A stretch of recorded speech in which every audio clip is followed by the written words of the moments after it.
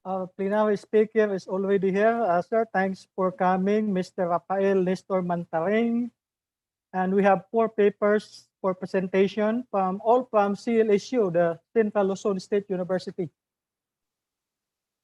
So we are thankful for sharing their knowledge, the output of the research, even with this problem of the pandemic. So we are thankful for the technology.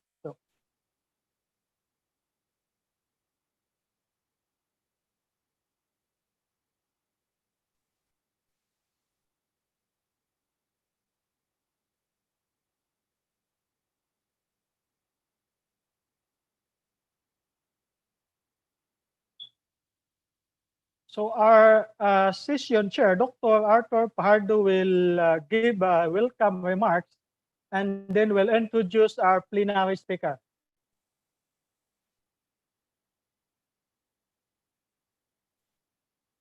Okay.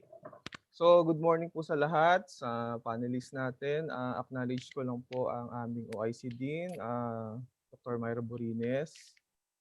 Ito pong mga nasa panelists, si Dr. Noel Estoperes, si Dean Ferdinand Manegdeg, ang ating program leader sa ERDT.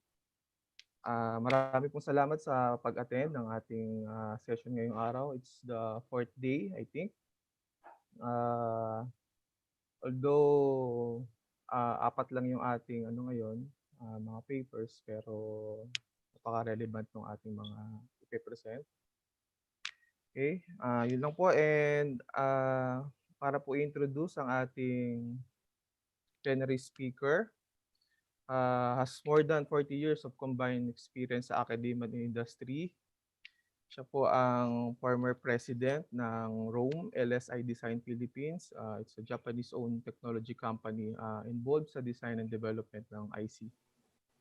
Tapos, he also headed the IMI Ayala Technology Development Initiative and the Platform Development Group of EAZIS Inc., Design and Development for Asia, at saka yung Integrated Microelectronics Inc.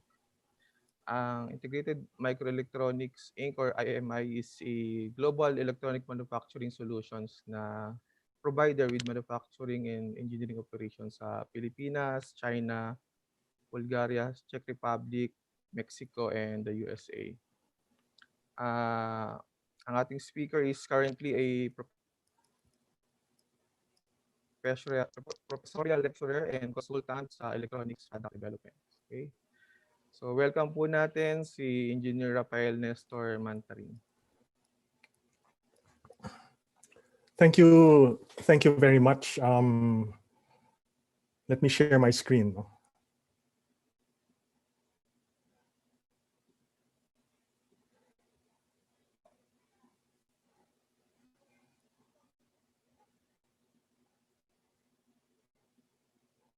Okay, can people see my screen? Yes, sir. Okay, thank you very much. So first and foremost, I'd like to thank the organizers of this conference for giving me an opportunity to share my insights on this topic. My topic is manufacturing and machinery are in the opportunities in the new normal. Okay? Manufacturing has become a difficult sector to sustain over the past decade or so in the Philippines. So there are so many challenges: infrastructure, power costs, supply chain, logistics, even regulatory uncertainties. Yet, manufacturing should not be allowed to disappear in the Philippines if the Philippines is to have a balanced economy. Now, there are government programs aimed at alleviating the situation of manufacturing in the country.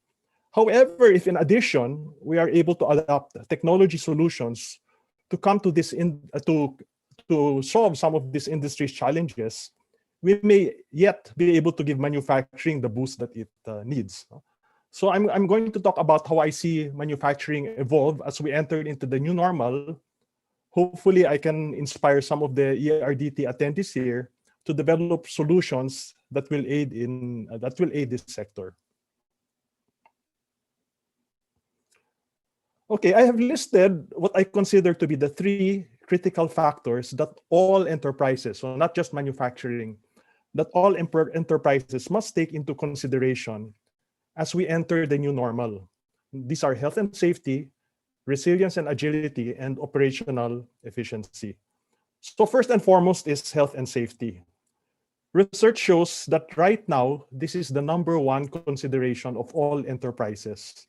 You want to ensure that your workforce remains healthy while remaining productive.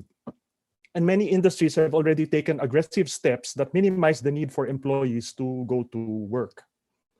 Unfortunately, manufacturing in the Philippines cannot afford to do so under its current circumstances. And already here, there are many opportunities for technology-based solutions. For example, contact tracing within the shop floor, collaboration tools so that you can solve problems in different locations, things like that. No? Second is resiliency and agility. Again, research shows that in the new normal, resilience and agility take precedence over operational efficiency. Dati-dati sa manufacturing, it's always operational efficiency. But because of the new normal, it's now going to be resilience and agility. I'll give an example. No? In recent years, no, in order to reduce costs, companies have centralized their supply chains in China. And then when the pandemic broke out, China came to a halt and all supply chains across the globe stopped. Companies now realize the need for resiliency. Supply chains will no longer be optimized based on individual component cost and single source supply. The objective now is to create a flexible supply chain that can operate in a just-in-case mode as well as in a just-in-time mode. Before it was just in time, now it has to be just in time and just in case. Manufacturers will have to accelerate the adoption of digital technologies in supply chain management. Now, resilience and agility also applies to operation. So what if another ECQ is enforced? Have manufacturing firms establish the contingencies in our systems, in their systems and processes to be able to minimize business disruption. Okay. Last but not least is operational efficiency. The cost of manufacturing will go up because of having to deal with the new normal. Health and safety interventions cost money. All costs are going up. Unfortunately, you cannot afford to hit that point where your customers can no longer afford to pay you. Now, if you take a look over the past 3 decades, the emphasis has been to improve quality and productivity.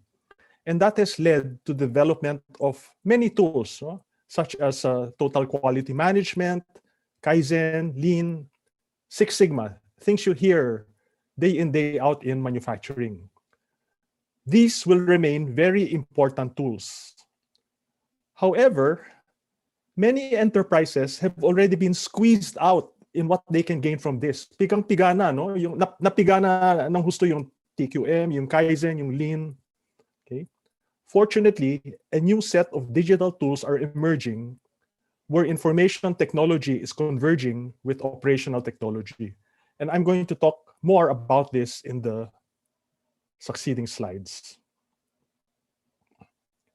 So let me talk about Industry 4.0, as this has been driving change in manufacturing over the past few years.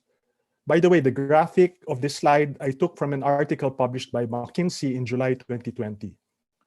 There are 4 technology pillars to Industry 4.0. There's connectivity, there's analytics and intelligence, there is human-machine interaction, and then there is advanced engineering. So let's take a look at connectivity. The paradigm for connectivity is that everything will be attached to the cloud. For the past so many decades, until probably a few years ago, the last mile has always been to the house or to the building. Now we don't talk about the last mile anymore. We talk about the last foot. We talk about the last inches. It is not only computers and communication devices that are requiring connectivity. It is everything. That's why they call it the Internet of Things. Gartner, in an August 2019 report, predicted that the Internet of Things will grow to 5.8 billion endpoints in 2020. That's a 21% increase from 2019. Now, the largest user of IoT remains to be the utilities, electric billing, smart grid, but manufacturing will account for about 500 million units in 2020. In the Internet of Things, there are multiple touch points per Internet object. It's not just one thing per object, it's multiple things per object. For example, for a machine, it might be temperature, it might be operating environment. Okay? There are sensors for all sorts of physical, chemical, and environmental quantities. And some of these sensors have yet to be developed. Okay. There will be pervasive use of the cloud. Nowadays, it's no longer my machine connected to my computer. It's already my machine connected to the cloud, and then the data will be picked up from the cloud. As a matter of fact, a lot of instances now, the data is even processed in the cloud. Okay. Expect networks and protocols to become more robust. So network topologies and communication protocols will continue to evolve. And there's continuing work in this area. And then finally, security is going to be very important. There's going to be need for security during the transport of information. While the information is stored, it must be secure. And also, to make sure that the information comes from the correct source. So you have things, for example, like a blockchain, to authenticate the information. Let's move to the second pillar, which is analytics and intelligence. The paradigm here is to collect and retain whatever data you can for whatever it may be worth. There are so many discoveries that are now coming out because of the ability to analyze data that were preserved from years and years ago. Years and years ago, people didn't know what to do with the data, but they kept it anyway. And now, for example, in astronomy, they're discovering, for example, new stars, new solar systems. These are from very, very old data. Okay, the objective here is to establish predictive and preventive capabilities using your internally maintained data sets or even external data sets. By the way, this is what differentiates IoT from wireless sensor networks. I mean, in my job, we were already developing wireless sensor networks as far back as about 15 years ago. This is in my previous job. So when the concept of IoT came out, my group was saying that doesn't seem to be anything new. But we later realized that it only becomes IoT when you apply analytics and intelligence. Machine learning is going to play an important role here because of the vast amounts of data. It's not possible, for example, to do things without inference. And machine learning, neural networks, for example, is one of the ways of doing this. Okay. Ideally, analytics and intelligence should cover the entire product life cycle. Meaning to say, in manufacturing, you start with demand forecasting, then supply and production planning, logistics, manufacturing, sales, operations, all the way to service. You would like your analytics and intelligence to spread across this entire product life cycle. But there's nothing wrong with applying analytics and intelligence to just bits and pieces of the supply chain. In the company that I used to work for, I heard that they are now embarking on they call it a digital transformation journey, where they're really going to try to apply analytics and intelligence to their entire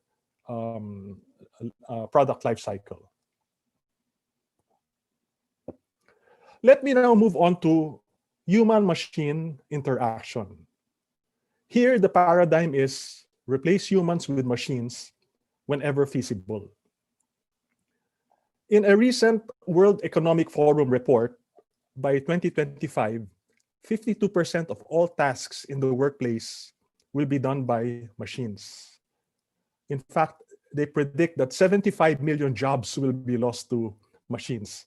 But not to worry, because they also say that 130 million new jobs will be created.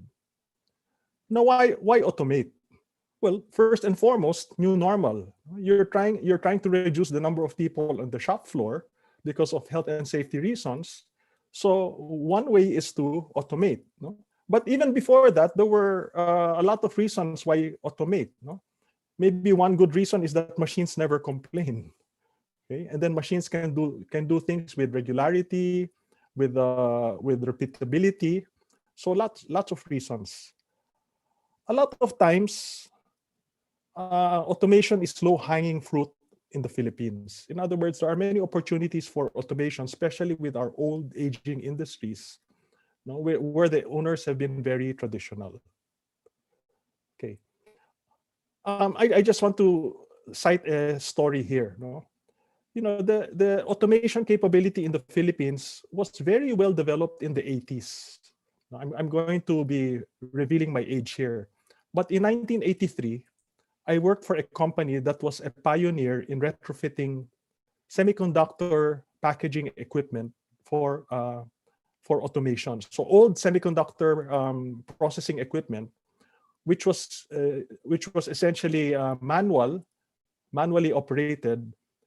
This company automated the operation of these machines. No, they did this to die bonding machines.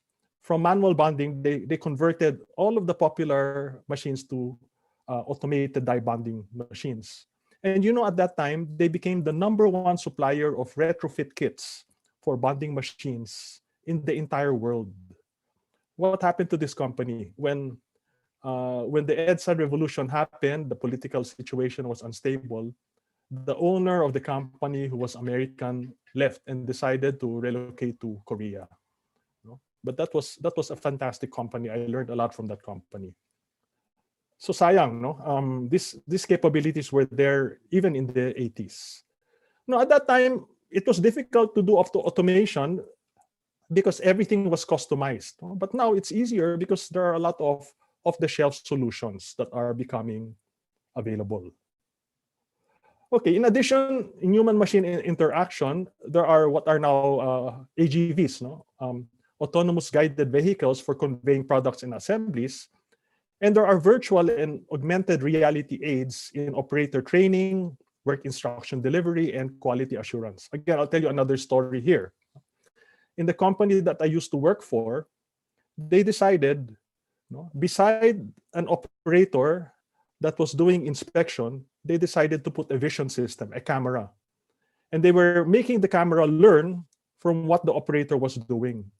So the operator would check that all the components were in place, that there were no components that were unaligned and stuff like that. This is in a printed circuit board. And the camera was learning from what the operator was doing. In the beginning, there was some resistance from the operator because it seemed like may big brother yung operator. No? May tagabantay sa kanya na makina. Okay?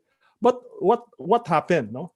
Because the objective of the system was, okay, with enough learning, the camera would also know whether something was wrong.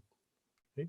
And later on, when there would be misses by the operator, the camera would actually point this out to the operator, the vision system rather, not the camera. The vision system would actually be pointing this out to the operator. And so the operator felt now that, oh, good, no? At least I have a helper. Of course, the future state of that will be the vision system will be actually doing the inspection. Okay, I just have some things to show you with regard to automation. Some short video clips. I hope they come out okay. This is a short video clip from Oyster Dynamics.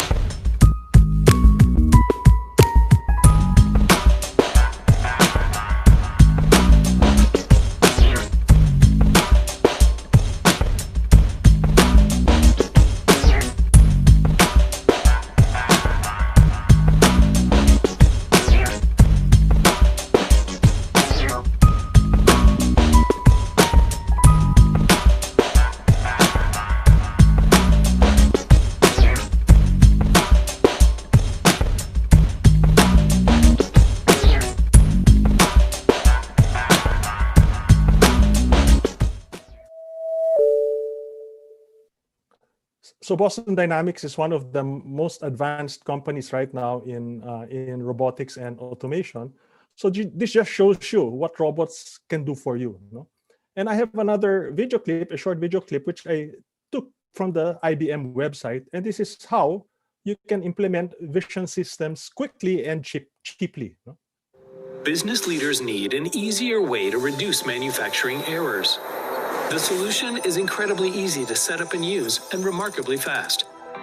Can take just a couple of hours to deploy. Most important, it's designed to save you money. Lots of money. IBM Maximo Visual Inspection Mobile is the new way forward.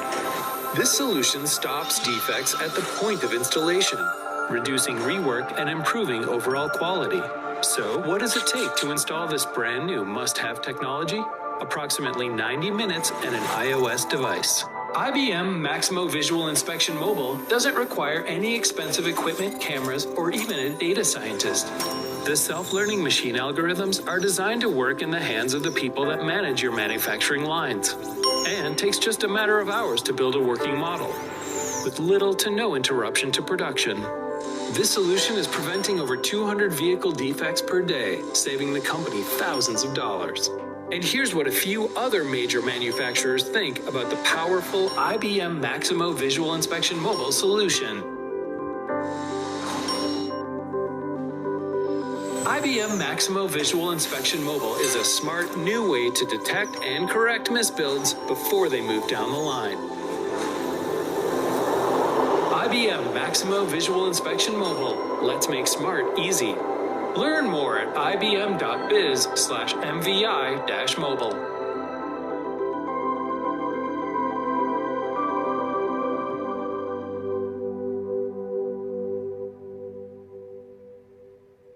Okay, I didn't intend that to be an advertisement for IBM. No? I just wanted to point out how you can use even a simple cell phone to perform some of your automated visual inspection tasks in a factory. So here, it showed that how it was used to in the automotive industry, you know, replacing very expensive equipment and taking only a short time to set up. Okay, the fourth pillar or technology foundation for Industry 4.0 is advanced engineering. No? So these are taking advantage of emerging technologies. For example, now there are many new developments in additive manufacturing, you know, like laser printing, for example. 3D printing, for example. You know, even metal additive manufacturing techniques. So this can be used. These are more and more being used now to fabricate spare parts, to perform rapid prototyping, and to aid in visualization. So nano engineering is another example. No? This can be used to extend the lifetime of tools. You have plasma deposited nanomaterial on your tool and die, for example, to extend their life, and then also renewable energy to reduce energy costs. Okay, so that is how Industry 4.0 is currently changing manufacturing. No? Now, I'd like to talk in particular about a concept that was introduced in 2002, but that has been gaining accelerated adoption over the past 3 or 4 years because of new developments in connectivity and analytics. And this is the digital twin concept. This concept was introduced by Michael Greaves of the University of Michigan. He's an authority in product lifecycle management. This is managing the lifecycle of a product from womb to tomb. No? So that's from design to manufacturing to operation. What exactly is the digital twin? No?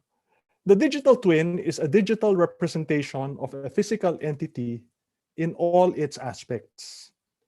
The representation contains not only elements of the physical object, but all of the dynamics involved.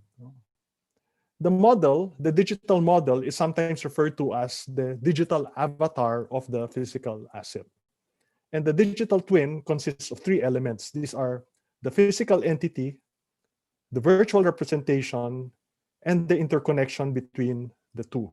So for example, the physical entity here is a turbine. the virtual representation maybe in a computer or maybe in a cloud, the interconnection between the two would be the data that is transferred from the operation of the turbine to the digital twin. And that data not only includes operational data, but also, for example, sensor data. Okay.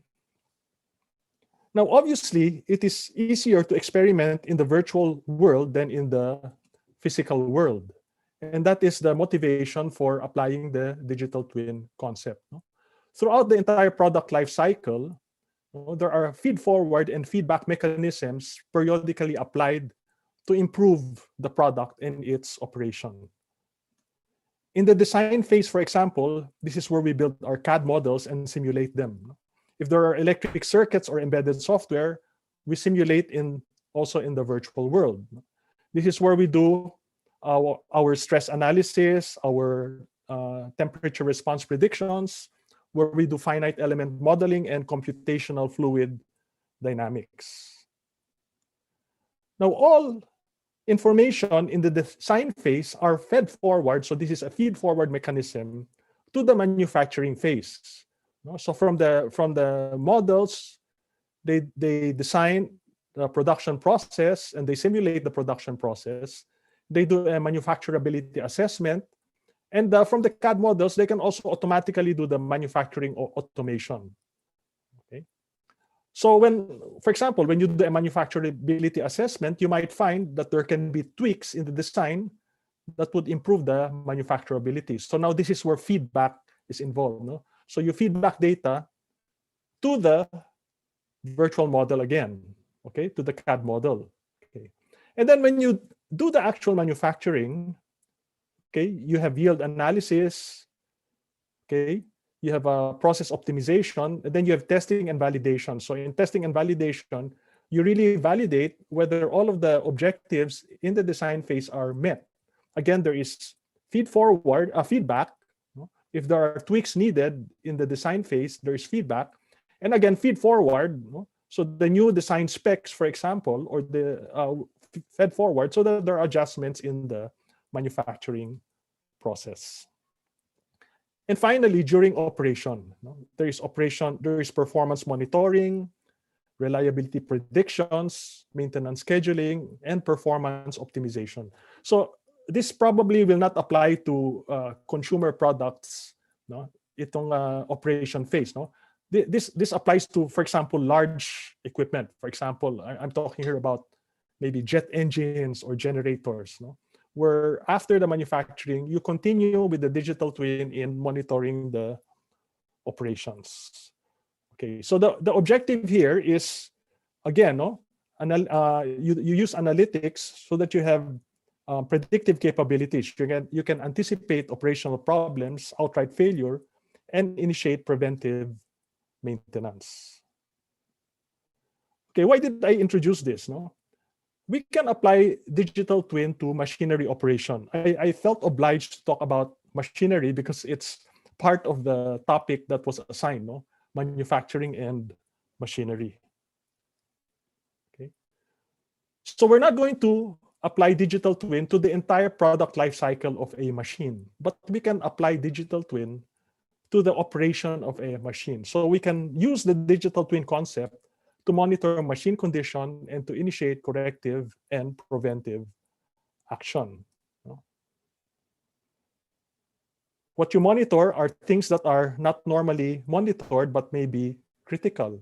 For example, I read a case study where they were monitoring the torque on the screws that were connecting the fuel pump to an engine. So that's not normally monitored but could be critical. If there's a critical dimension that has to be monitored, you monitor it. For example, the wear and tear of a shaft. You monitor the dimension. Actually, the principle here is you try to monitor the weakest link in the operation. And then in the digital twin concept, the physical and virtual model periodically update each other. Okay, so everything that is measured is fed back to the virtual model. And then, scenarios are run in the virtual model. Different scenarios are run. And then the virtual model can tell the physical model now, wait a minute, maybe you shouldn't operate anymore more than a few hours a day, no? Or maybe after every so many minutes you should stop, or maybe you should adjust this or that particular screw, something like that, you know? So the physical and virtual model have to periodically update each other. In other words, whatever is the state of the physical model, that will also be the state of the virtual model, no? Habang tumatanda yung physical model, tumatanda din yung virtual model. So that's an idea for machinery. Now, some additional thoughts on machinery. Okay, there are opportunities based on retrofitting, and this is helpful when dealing with old equipment. For example, add fixtures that make human-machine interaction easier. You can automate its operation, add controllers, pneumatic cylinders, relays, switches. You can upgrade parts with newer materials. You can provide remote access, no? And you can improve safety features. Now, what are the challenges in implementing new manufacturing technologies in the Philippines? I think the biggest challenge is convincing shareholders that this is going to be beneficial.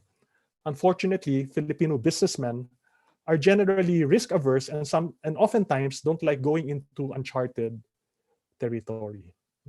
Second, the digital mindset is needed. So everything is going digital. You hear about it in all industries. A digital mindset is needed. Ano ba talaga yung digital mindset, no? It's not only the ability to adopt technology, it's also a set of attitudes and behavior that allow people to foresee possibilities and to allow disruption. I know a lot of people, for example, that only started doing online bank transfers when the pandemic started. This is the opposite of a digital mindset. The digital mindset now you see a lot of in the millennials. Because you are involved in the entire supply chain, there's a lot of cross-functional collaboration. Unfortunately, the culture of different functions in an organization often clash with one another. Also, we are introducing here new work methodologies, and I cite Agile as an example. People that do software development are very familiar with Agile.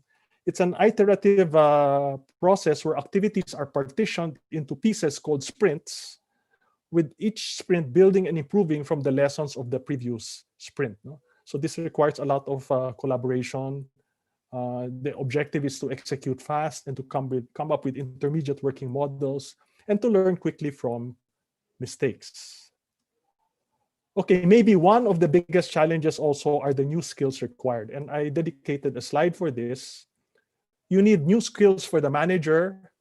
He has to be a creative innovator. He envisions the future, sees possibilities. He has to be an emphatic mentor with strong social skills. Again, data-driven, technology adept. And the digital manager not only manages people, but also manages machines. On the other hand, the digital worker now is a complex problem solver, has to be a critical thinker, and has to be creative. One of the problems in engineering now is lack of subjects that, for example, develop critical thinking and creativity. And recent research has showed that actually critical thinking and creativity is developed in subjects in the humanities. It is not in engineering. That's why in the US, a lot of schools are introducing again humanities courses in their technical or in their STEM curriculum.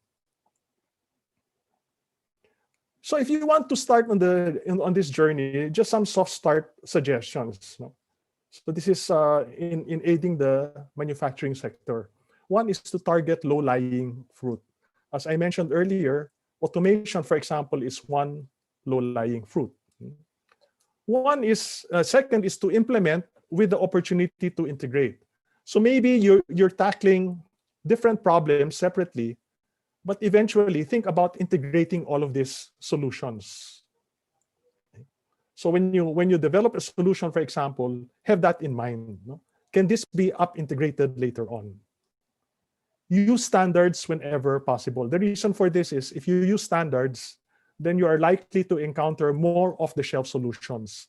And off-the-shelf solutions are always going to be cheaper than customized solutions. Use open source resources. Again, this is for cost reduction. And there are very, very rich open source resources now available. Not only open source software resources, but even open source hardware resources. And finally, when you work in manufacturing, remember that you are working in an industrial environment. And this is the pitfall of a lot of projects I see being done by researchers. When they work in the manufacturing sector, they forget that reliability is very important, robustness is very important. For example, when you bring products out, you make sure that these products will last long. In an industrial environment, we're talking about a lifetime of 10 years or more. So I hope I've been able to give you a glimpse of how I see manufacturing and machinery evolving and what opportunities there are for technology solutions. With that, I'd like to thank you very much. Thank you very much, sir, for the very interesting and important presentation, particularly for the new normal, how our industries can compete with our neighbors, particularly for efficient, cost-effective manufacturing process. So I have a question, sir. How the Industry 4.0 could affect the Data Privacy Act in the Philippines, as we are talking here, cloud storage of the data? Well, yeah, that's a good question. Actually, right now, if I'm not mistaken, the Data Privacy Act really involves more individuals, yung personal information of individuals. But I suppose if you take a look at the act, it might really entail information other than that. So manufacturing, well, yung information regarding individuals is not really very, I guess, very common. This is really more operational data and probably more sensor data, but not so much about individuals. But I guess it's something that has to be looked into when you try to adopt, when you try to implement solutions. Okay, sir. Thank you for the. So now it's open for question. Any questions from the audience? So please put your question in the chat.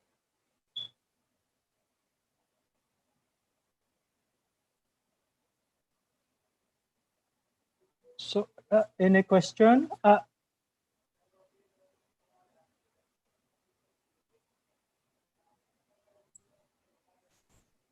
Sir, habang iisip sila, ako muna, sisingit.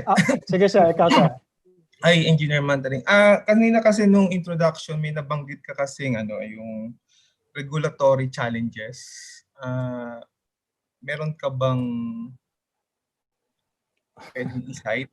For example, part kasi namin kasama kami doon sa regulatory na yun sa AMTEC, sa machine testing ng machine. Well, I was thinking more along the lines of maybe more at the top level. How sometimes the rules change, the rules of the game change in the middle of the game. For example, like right now, talking about manufacturing, there is move, for example, there's talk in legislation to remove incentives. To remove incentives for manufacturing, yung mga tax holidays and the like. And there are a lot of foreign investors that come here with this because of these incentives. So pag biglang tatanggalin mo, it's all of a sudden a change that they did not expect. So I guess I was thinking more along those lines. But what in particular, what regulations are you concerned about in your particular group? Di naman sir, medyo marami rin kasi tayong ganun na yung baka lang may gusto kong i-cite, for example, or doon nabanggit mo na nga sir yung sa incentives. Kasi may isang project din dati na yung sa local manufacturer of engines. So pinupush nila kasi yon. Kaso yun nga, ang partners ay mga foreigners. So kung tatanggalin nga yung incentives na yan, baka mahirapan tayong mag-attract. Actually, ang isang kulang kasi dito right now, sad to say, is yung consistency. No? Whenever the administration changes, sometimes the policies change completely. There's no consistency, no? Because if you're an investor, that's one of the things that you want to be assured of, no? That whatever policies there are, which are the basis for you making your decisions to invest, will remain consistent. No? So I guess I was more alluding to that when I said these challenges. Thank you, sir. So thank you, sir. Any questions? So I have another question, sir. No? While they are waiting, they are thinking about the question to be asked. So for the Philippines, sir, we have some small and medium scale industries, and I think it needs a lot of support, like financial, for the acquisition of equipment, devices, the training of the manpower needed. Should the government support for that if you want that our small and medium scale industries can adapt the industry 4.0?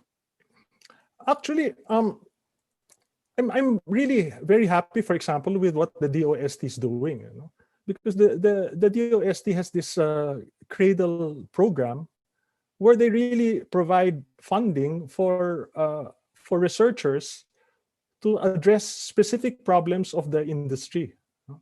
And automation and Industry 4.0 can be among the problems that they can address. No? In other words, the government will pay for the researcher to carry out the solution as long as there's counterpart funds that are spent by the recipient. You know? I think that's a very good program. I don't know whether industry is taking advantage of it. No? Maybe one of the problems too with the small and medium scale enterprises is they don't know what they don't know. I always use that term. No? They don't know what they don't know.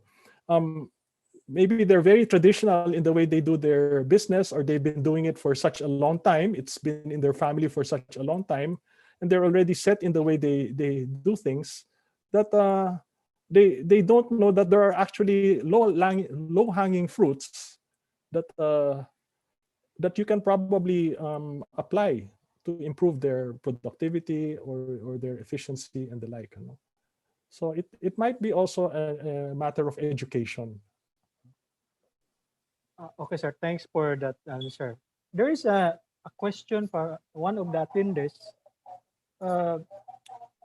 Sir, in our education system prepared for is our education system prepared for Industry 4.0? And will all of our younger generation, especially those underprivileged, can participate? That's a difficult question. If you ask me, I think no, not yet. No, although getting there. There are a lot of new things that are being introduced in the curricula. For example, all of this AI analytics. There's a lot of effort right now. Actually, a lot of this is really being driven by analytics and artificial intelligence. There's a lot of effort in these areas, but I think that's largely limited right now to the bigger schools. One of the things that they should be doing is actually introducing concepts of this even at the high school level, maybe at the K-12, in the later stages of K-12, already introducing concepts of this. But I think what I mentioned earlier, more than just introducing the technologies, you should also introduce the critical thinking skills, the problem-solving skills, and the creativity skills. So I mentioned in passing that sometimes it's you pick this up not from engineering courses or STEM courses, but actually from humanities courses. Okay, sir. There's another question from Lyndon. Uh, it is safe that all the workers in the future will be replaced by machine robots? Like it will be 100% that will be harmless to the operators?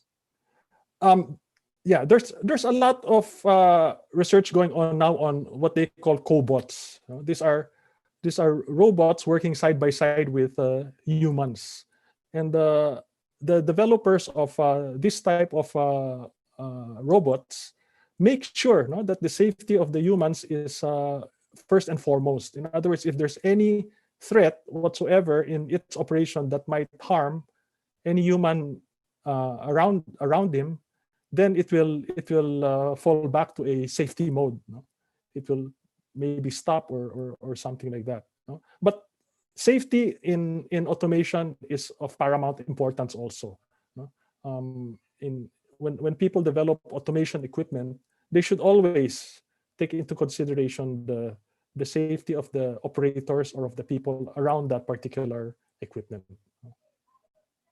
But it's a good thing that that was mentioned, no? Because that's very important. Thank you very much, sir, for that very informative presentation, the answering of the questions, and hope that the Philippines can adapt the Industry 4.0 if we want to compete with our neighbors. As mentioned by our plenary speaker, that in the new normal, we have an opportunity, and hopefully with China, many of the companies from China going somewhere, and I hope the Philippines can participate, no? And to make our industry competitive and the manufacturing costs will be minimized.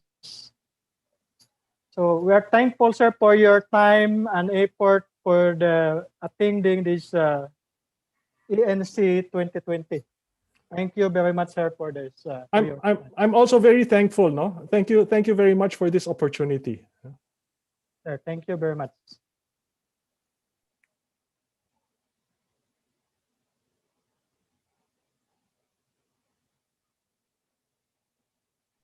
We have in the preparatory break before the start of our oral presentation for the 4 presenters.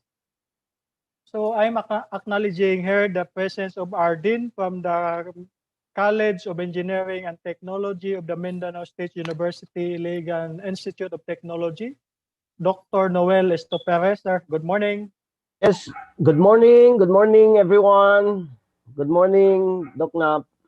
Good morning, sir. So we have a short break and maybe we will go back at 10:15 for the start of the presentation.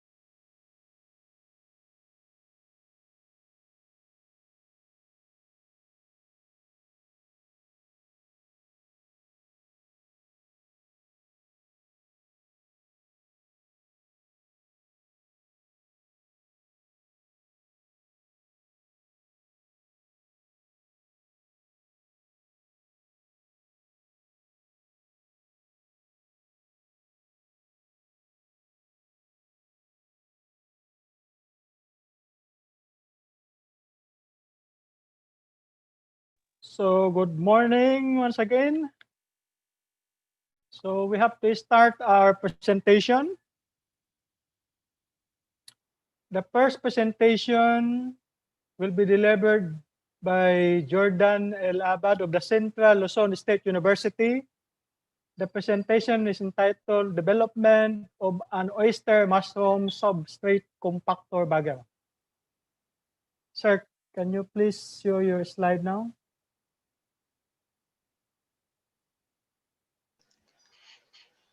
Hello, sir. Hello, sir. Hello, good morning. Good morning, po.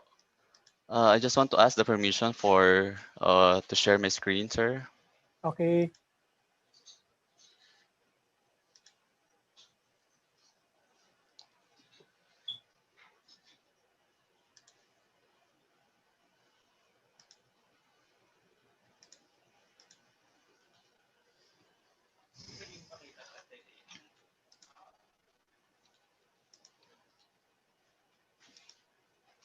Okay. Can you see my screen, sir? Yes, Okay, you po. can. Okay. Good morning to to everyone, to all of you. I am Engineer Juran Abad of the Department of Science and Technology Regional Office 1. This is my research entitled Development of Oyster Mushroom or the Pleurotus species substrate compactor bagger. Together with me is our Professor Helen Gavino, Professor Romeo Gavino, and Engineer Melba Santos of the College of Engineering, Central Luzon State University. I would like to give you a backgrounder of what is the research all about and how did we come up with the machine. So the problem of the mushroom industry in the Philippines have come up with a low mushroom supply as we import almost 90% of our mushroom supply in the country and our neighboring countries in Asia. Also, the biomass unutilization or biomass untapped resource of the country is very evident in the burning of almost all field biomass resource, and the lack of technologies and equipment in the manual labor in compaction of bug substrates is evident in the mushroom industry. So also the ununiform compactness of substrates. So I will emphasize more on these gaps in the mushroom industry. So for the untapped biomass resource, the volume of field-based residues in the country, according to Samson et al., is 19,800 million tons in 2001. And this constitutes to a very large amount of uh, biomass residues. So if we take into consideration the volume of rice straws presented in the table with an estimated value of around 19.8 million tons of rice straw, the feasibility study conducted by the Indian Council of Agricultural Research computed that for every kilo of raw material corresponds to half kilo of fresh mushrooms. So if we further compute this, it would reveal or assume that we assume that 10% of the total volume of rice straw in the country for mushroom cultivation is 1.9 million tons of rice straw. It could produce around 0.095 million tons of fresh mushroom, generating an income of 14.25 million peso, pegged at 150 pesos per kilo of mushroom. So the low mushroom supply, as I said a while ago, is evident to the importation. So the potentials of the mushroom industry is the mushroom science, wherein it could answer the shortage of food because as it will convert the lignocellulosic material or the biomass resource into food material. For the mushroom micro restoration is an answer. The mushroom as an answer for environmental degradation, as it will solve the current practice of burning the biomass resource. And for the mushroom biotechnology, as we all know that mushrooms are now into nutraceuticals or in the research of nutraceuticals properties that will help in the diminishing quality of human health. For the ununiform compactness of substrate, uh, they said that other cultivators would only suggest the packing of substrate in not too tight or not too loose, and uh, they emphasize the packing that it's too tight. The mushroom or the mycelia of the mushroom will not uh, colonize the substrate, and if it's too loose, it will also take time for the colonization. So for the bug cultivation in the Philippines, we have conducted a survey that uh, come up with the current technologies and practices of the mushroom industry in the Philippines. So with this data, we have come up with what are the best mushroom or oyster mushroom technologies adaptable to the Philippines. Also, we have determined the lack of uniformity in mushroom or the bug cultivation practices in the Philippines, evident to the different sizes of the PP or the polypropylene plastic bag used in the cultivation of mushroom. So from our survey, out of the 26 uh, respondents, including ECUCs around the Philippines, we have come up with 2 substrate materials that are recommended for cultivation. Also, the hindrances, as I said a while ago, the lack of efficient and cost-effective biomass utilization technologies, and the lack of government and industrial support for research, according to Chang et al., and the lack of appropriate research for mushroom mechanization. So these are the existing tools for compaction of mushroom in the country. It is a manual galvanized iron sheet, and it is compacted manually. So why do we promote bag cultivation in mushroom production? So the bag cultivation is advantageous because has much smaller risk in cultivation. So if one bag is contaminated, you can just easily pull it out and manage the mushroom growing house. For the objectives of the study aimed to develop an oyster mushroom pleurotus species substrate compactor bagger for bug cultivation using locally available materials and fabrication technologies. The specific objectives of the study includes the following. The number one is to establish the optimum weight of substrate in bags and to design the substrate bagger adaptable to existing technologies of mushroom production in the Philippines and to fabricate the machine using local manufacturing technologies. As our plenary speaker mentioned a while ago, the very traditional manufacturing technologies existing in the country. And also number four is to evaluate the operating performance of the machine in terms of capacity, efficiency, and uniformity in weight of substrates, and to perform a cost analysis in using the machine.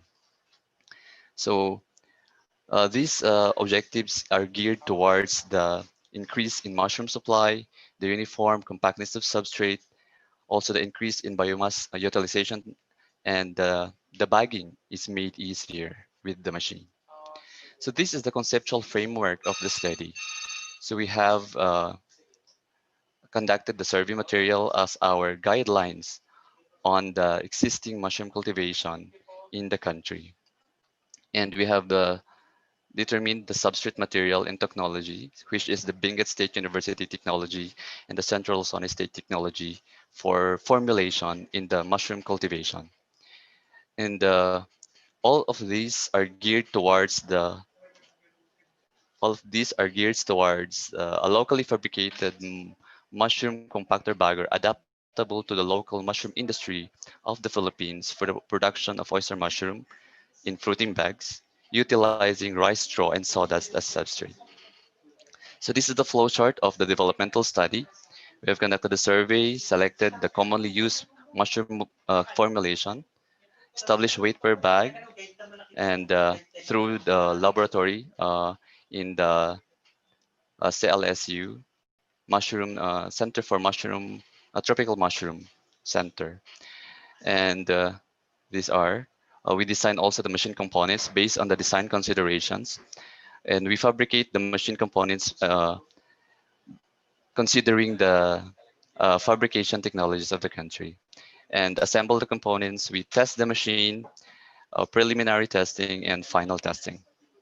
So this is the materials and methods, or the methodology in the establishment of the optimum weight of substrate in bags. So the process is adapted to the BSU and CLSU technology. So we have prepared the planting spoon of 25 grams per bag so that it will not be biased among those treatments. So we conducted this in laboratory setting in Central Luzon State University. We also have gathered the full or the total mycelial ramification in days and the flushing interval in terms of number of fruitings or kilograms per bag. And we only consider 2 flushes. For the design concept of the machine, uh, these are the main parts of the machine. So we have the power transmission system, the piston compressor assembly, the spiral conveyor and hopper assembly, the 4-cylinder rotating disc assembly, and the push to rotate assembly. So with the machine, uh, we have determined also, we have tested the machine and evaluated the machine in terms of its bagging capacity, bagging efficiency, and its uh, compaction efficiency. So we use for the machine testing and evaluation, we use the completely randomized design to evaluate the effects of the different weight per batch in the machine using the two formulation, which is the Binget state or the BSU and the CLSU formulation. For the other study, which is the study one, or the optimum weight per bag, we use the 2x3 factorial CRD design. So this is the economic analysis used as adopted in the Book of Hunt in 2001.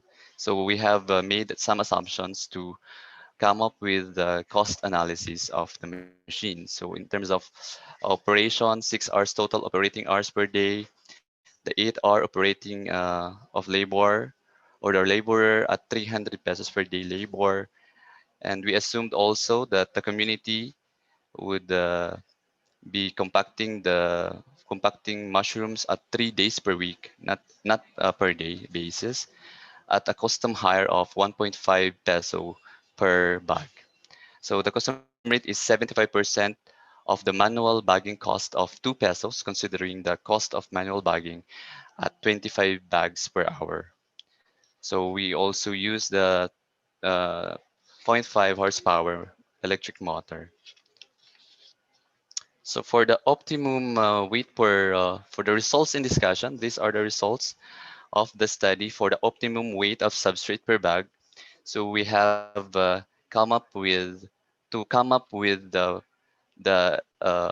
setting for the machine. So according to our statistical analysis, the analysis of variance on the following treatments come up with a result that the CLSU formulation is recommended at 750 grams, and the BSU formulation is recommended also at 750 grams. So these results are also in line with the not too tight, not too loose compaction recommendations of various authors in the mushroom cultivation industry. So the recommended setting and the recommended setting for CLSU and BSU formulation was uh, uh, derived from this study. So the recommended setting was used for the as machine consider or as a design consideration in the design of the machine. So we have come up with this design. So we have tested it using the SolidWorks as our software. It is simulated and fabricated in a local fabricating shop. So if we put on the substrate substrate in the hopper, the auger or the mixer in the hopper will uh, direct the substrate in a hole that is computed for a 750 gram setting. So this is the operation in the data gathering of the machine. So the recommended RPM for the machine is 40 RPM to come up with a very optimum weight, optimum speed. Because uh, if we make it slower, it will affect the performance of the machine, and the timing is not that good. So for the performance characteristics of the machine using CLSU, I said a while ago that it is a CRD using a complete randomized design, evaluating the machine using the CLSU formulation, a separate evaluation also for the Bingham state or the BSU formulation. So from our uh, analysis of the statistical analysis of the following parameters, we have come up with these tables. So it is recommended that the setting for the CLSU formulation with rice straw is the 15 kilogram setting. It has the highest bagging efficiency that varies significantly with a 10 kilogram and a 20 kilogram weight per batch. And it has a almost uniform weight of an average of 725.42 grams per bag. So the comparison among means presented in the table at the very last table reveal that weight per batch of 15 kilograms with 70, or in the second table, well, I should say, is the 70.78%. So it has a very high filling efficiency as compared to other treatments. Also for the bagging capacity, the 15 kilogram batch per weight has the highest capacity among the treatments. For the performance characteristics of the machine using the BSU formulation, we have determined the highest, or we have gathered the highest efficiencies in the 20 kilogram weight per batch, significantly different in the filling efficiency, but not significantly different from the other treatments in the bagging efficiency. So in the average bagging capacity, it has the highest capacity in the three treatments. That's why we recommend the setting of the machine at 20 kilogram per batch. So uh, this is the cost analysis on the results and discussion, a simple cost analysis of the machine to come up with a break-even and cost estimates of the machine. So we have the following assumptions. The investment cost, or the cost of the machine, is pegged at 58,257. Could you please now discuss the important things? Okay, sir, noted. So these are the comparison of cost analysis. So if we use the machine at the at 1.5 at a setting na 1.5 customer rate, ang payback period po natin, the payback period for CLSU is 0.6 because it has lower capacity than that of the BSU formulation. Maybe this is due to the properties of the substrate materials. So for the BSU formulation, the payback period is 0.304 years only. So the net income, so if you use the machine, the net income per year is 96,736 per year for the CLSU formulation, and 191,749,000 for the BSU formulation. So the payback period is, I said a while ago, it is only for, or the, what do you call this? The break-even points is at around 20,000 and 30,000 bags per year. So these are the findings of the research. So the conclusion, the compaction of substrate bags for CLSU formulation in BSU using the 6x12 PP bag is at optimum weight of 750 grams per bag. and the design compaction of the bagger for oyster mushroom, considering the mushroom technologies of the country, to compact 750 grams in 6 by 12 inches bags, utilizing piston type of compression. It is designed to at least 100% greater than the manual bagging capacity of 25 bags per hour, but it has exceeded the expectations. So the fabricated machine could be fabricated using local manufacturing technologies and is made of locally available materials. The capacities of the machine divided by 3 operators is still more competitive than manual bagging capacity of 25 bags per hour with 68 bags per hour to 102.33 bags per hour. The machine is also seen to eliminate the breakage of plastic bags, which was observed in manual bagging. So the last two conclusions, the use of the machine could produce bags within acceptable limit of 750 grams, depending on the formulation used. And the cost of production per bag using manual labor is decreased from 2 peso to 0.66 to 0.99 peso per bag. When the machine is used 6 hours a day, twice a week at custom rate of 1.5 peso per bag. It could generate an income of 96,000 to 191,000 peso per year in a payback period of 0.30 to 0.60 years when using CLSU and BSU formulations. So thank you very much for listening. And I would like to take this opportunity to thank the ERDT and the CLSU for this conduct of research. Thank you very much. Thank you very much, Mr. Abad, for the very good presentation and sharing of your research about the fabrication of the machine for the mechanization of our farming industry. So before the start of QA portion, I would like to acknowledge the presence of our ERDT program leader, Dr. Ferdinand Manigdig of UP. Sir, good morning. So the OIC Dean of the UPLB, Dr. Mera Bovenis. Ma'am, good morning. Good morning. And to the outgoing UPLB Dean, Dr. Arnold Ilipano. So we have a question here from the attendee. Is the output of the substrate bag of the machine acceptable to the end user or mushroom growers? Yes, sir, because we have considered this in the survey prior to the conduct of the research. So the survey was based on the survey conducted, the technologies of mushroom industry in the country is the CLSU and the BSU mostly.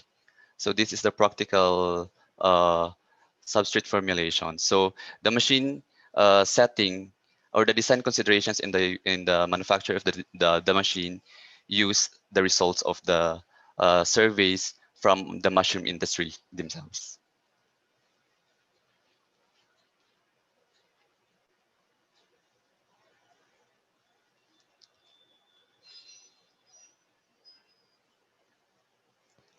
But if it is for the acceptability test of the machine in terms of in the farm level, we haven't conducted an acceptability test, but we have used, I said, the feedbacks from or the results of the survey from our respondents from the mushroom industry.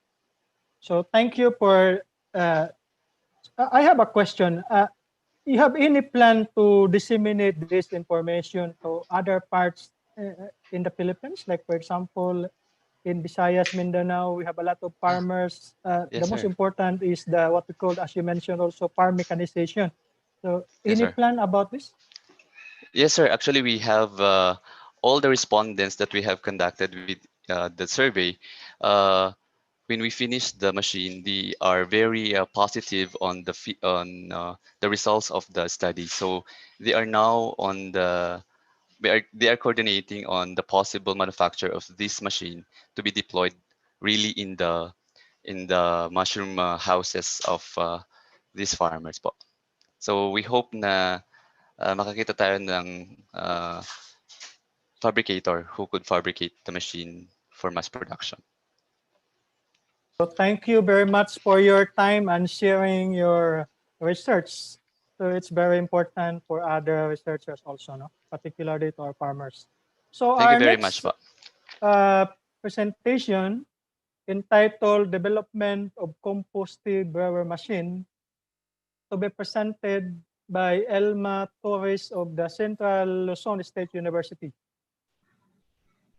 Good morning to all of you. Let me share my screen in order to present my research result.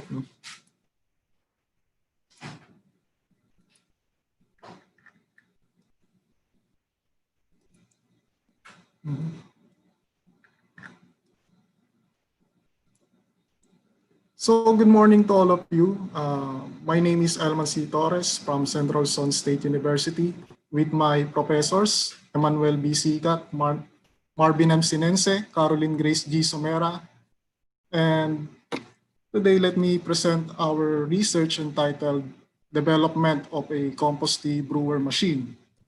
So for the background of the study, so as you already know that producing a crop needs an input which is fertilizer. So there are two types of commonly used fertilizer in the Philippines, which is synthetic fertilizer, which is available also in the commercially available in the market, and organic fertilizers which are also locally available, but then yung volume of production compared to synthetic versus organic, more common yung synthetic in the market compared to organic fertilizers. And then the significant advantage over synthetic versus organic is the plant nutrients readily available for the plant to be absorbed, whereas in the organic fertilizer, it needs to break down into by microorganisms in order for the plants to absorb the required nutrients or the available nutrients coming from the organic fertilizers.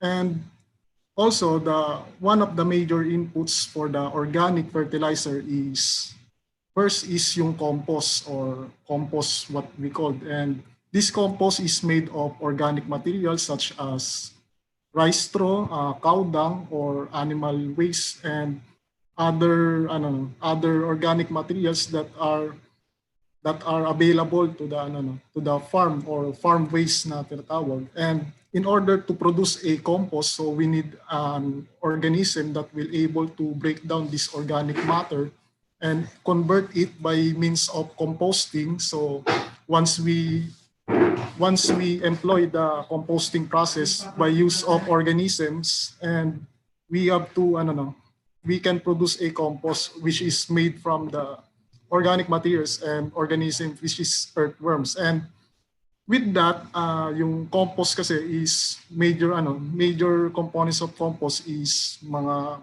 nutrients coming from the organic materials. And with that, in order to enhance also the effect of the compost, we have to make it more na mas ma-improve yung quality ng compost. So we have to add water, and with that, we have to employ brewing process. So in that brewing process, we can produce a compost tea which is more effective when it comes to applying to the plants. And most of the study when it comes to compost tea, major significant effect yung growth ng halaman, and then yung protection from the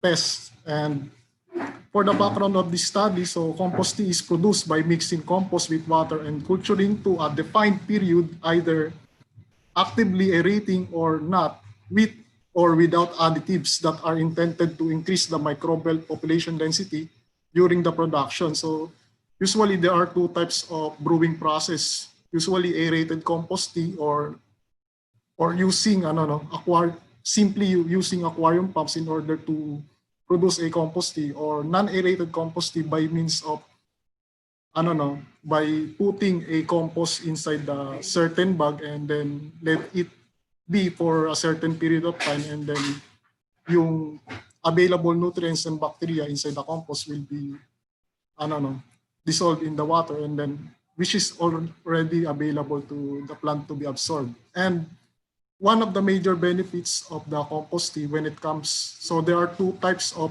application of compost tea. We can apply it as foliar spray, and we can directly apply to the soil. And when we apply it as a foliar spray, it will serve as a protection for the plants, for the pests. For example, in this case, compared to the ionized water or yung control and the certain percentage of mixture of water and compost tea. So we can conclude that the effects or the benefits of compost tea when it comes to population of aphids in the plant, so significantly lowered compared to the water only, no? And when it applied to the soil, so we can clearly see the effect of the compost tea or applied compost tea with three plants na medyo malago compared dun sa control natin, which is no application of compost tea. So these are the benefits of the using of compost tea. And in order to produce a compost tea, we have to use compost tea brewer machines. So these are commercially available outside the Philippines, and only available to the Philippines is the design by the Rex company, which has a capacity of at least 28 liters per brewing process, no? And most of these designs are yung compost is static, meaning there are no movements of a compost during the brewing process, and that such time kumbaga yun yung process ng pag-brew. And for the statement of the problem, there are some problems associated with the design of compost tea, which is first the inability to achieve the aerobic condition wherein it will cause burning, browning, lack of foliar pathogens control, and indicated anaerobic toxins produced during that time, and also inability to extract the microorganisms from the compost. If not adequate yung mixing and yung aeration, so the compost will likely compact and it will go anaerobic. And then the inability to properly clean the machine, it will also produce a problem by producing a biofilm, which resulting in the production of strong organic acids that can kill the organisms and also the plant itself, no, in mga plant tissues. And for the objectives of the study, so generally this study aims to develop a compost tea brewer machine, and specifically to design and fabricate a compost tea brewer machine, evaluate the quality of produced compost tea of the design machine in terms of dissolved oxygen level, electrical conductivity, pH level, total bacterial count, seed germination index, and NPK content, and analyze the cost of using the machine. And for the process flow of the study, so in order to develop a compost tea brewer machine, we have to consider the design criteria in consideration when it comes to the design of the machine. Also yung in-state ko sa statement of the problem kanina, which is yun yung naging design criteria in consideration with this study. And then after considering the design criteria in consideration, we have also to fabricate that in order to realize the design. And also we have to conduct the preliminary testing based on the set parameters, kumbaga, if they are able to meet the certain requirements before the actual testing of the machine. And then the preparation of test materials, we have also to make sure that the test materials is uniform along the process of testing or final testing of the machine, and then also the final testing of the machine itself. And then after final testing of the machine is we have to characterize or we have to analyze the quality of the compost tea. And then we have to analyze also the cost of using the machine. And here we have a developed compost tea brewer machine.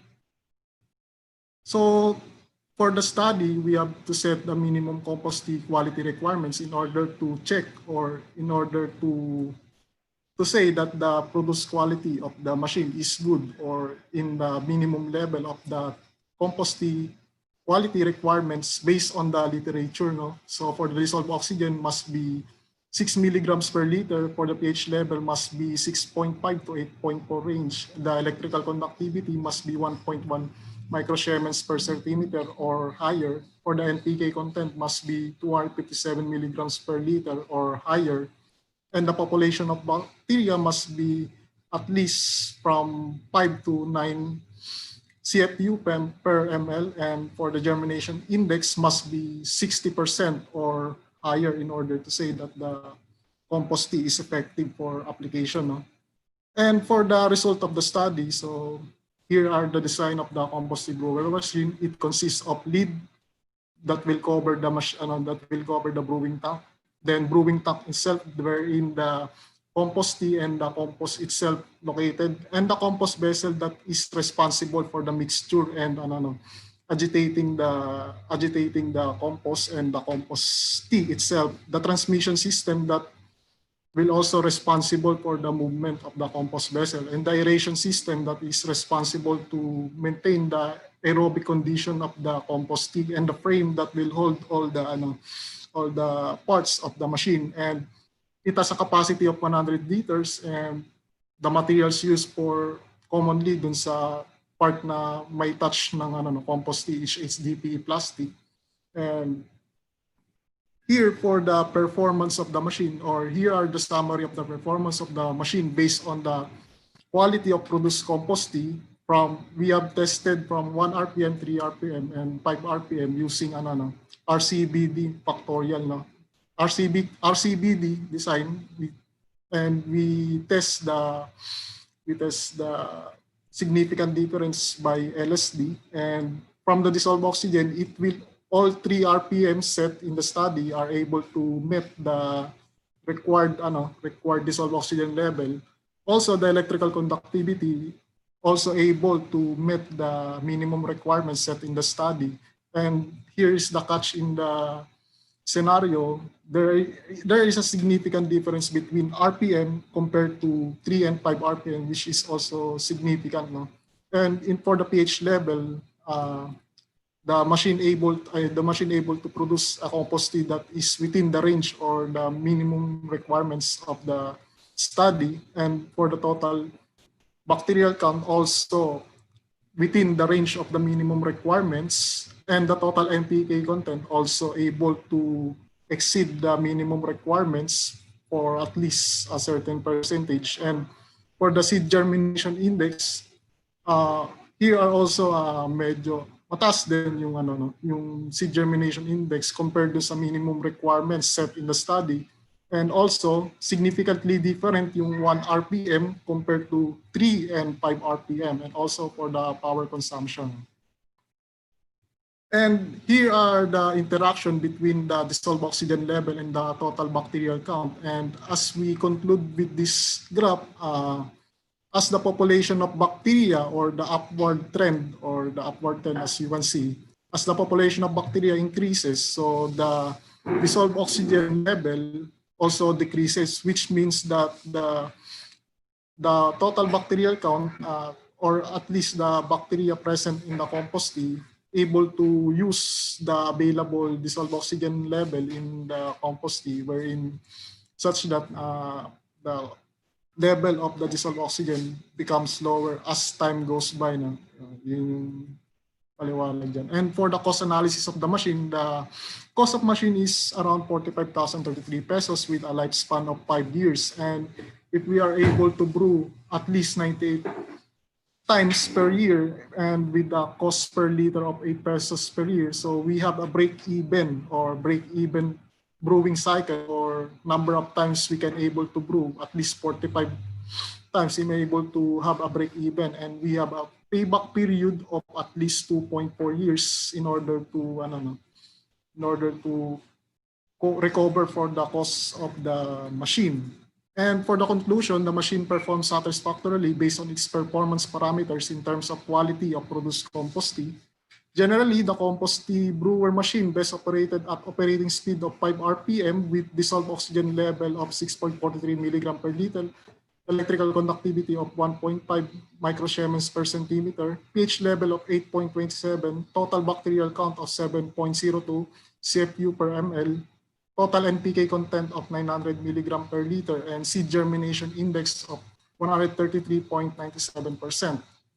And for the cost analysis on the use of the machine, revealed that it is financially viable if it's used for selling the produced compost tea to the farmer. And the cost of fabricating the device was 45,033 pesos.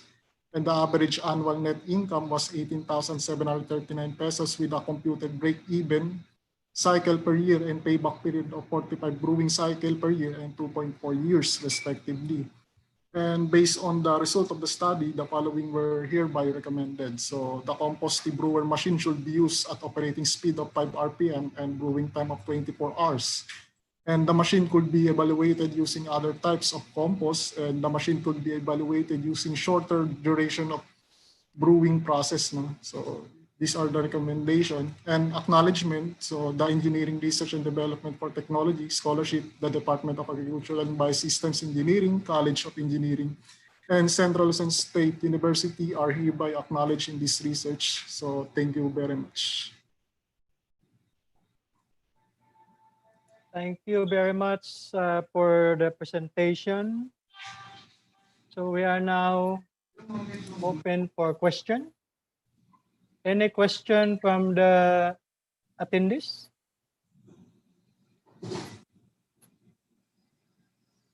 So I have a question. You mentioned that you should have more than 45 brewing cycle per year to have a net income. So, but in we are talking like if like I want to have this machine and I want to operate in a normal way.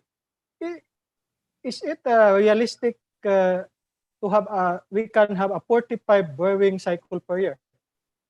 Actually, sir, it is based on the actual practice of the farmer with 10 hectares of farm. And usually, yung mga farmers with involved in the rice production, they are able to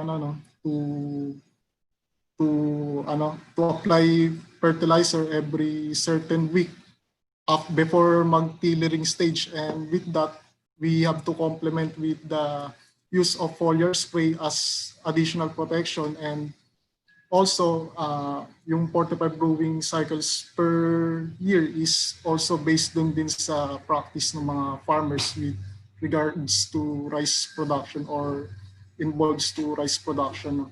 Yun po yung naging basis for that. Okay, thanks for that answer. I hope we can disseminate this machine to our farmers so that they can apply. It's very important as for the what we call the mechanization. I think we need we have a lot of farmers, no? Opo. So thank you very much for the presentation. Thank you, sir. So we have a third presentation by Herald Cam Hernando from the Central Luzon State University with a presentation entitled Development of Impact Type Cacao Bean Holder. So could you please share your slide now? Yes, sir.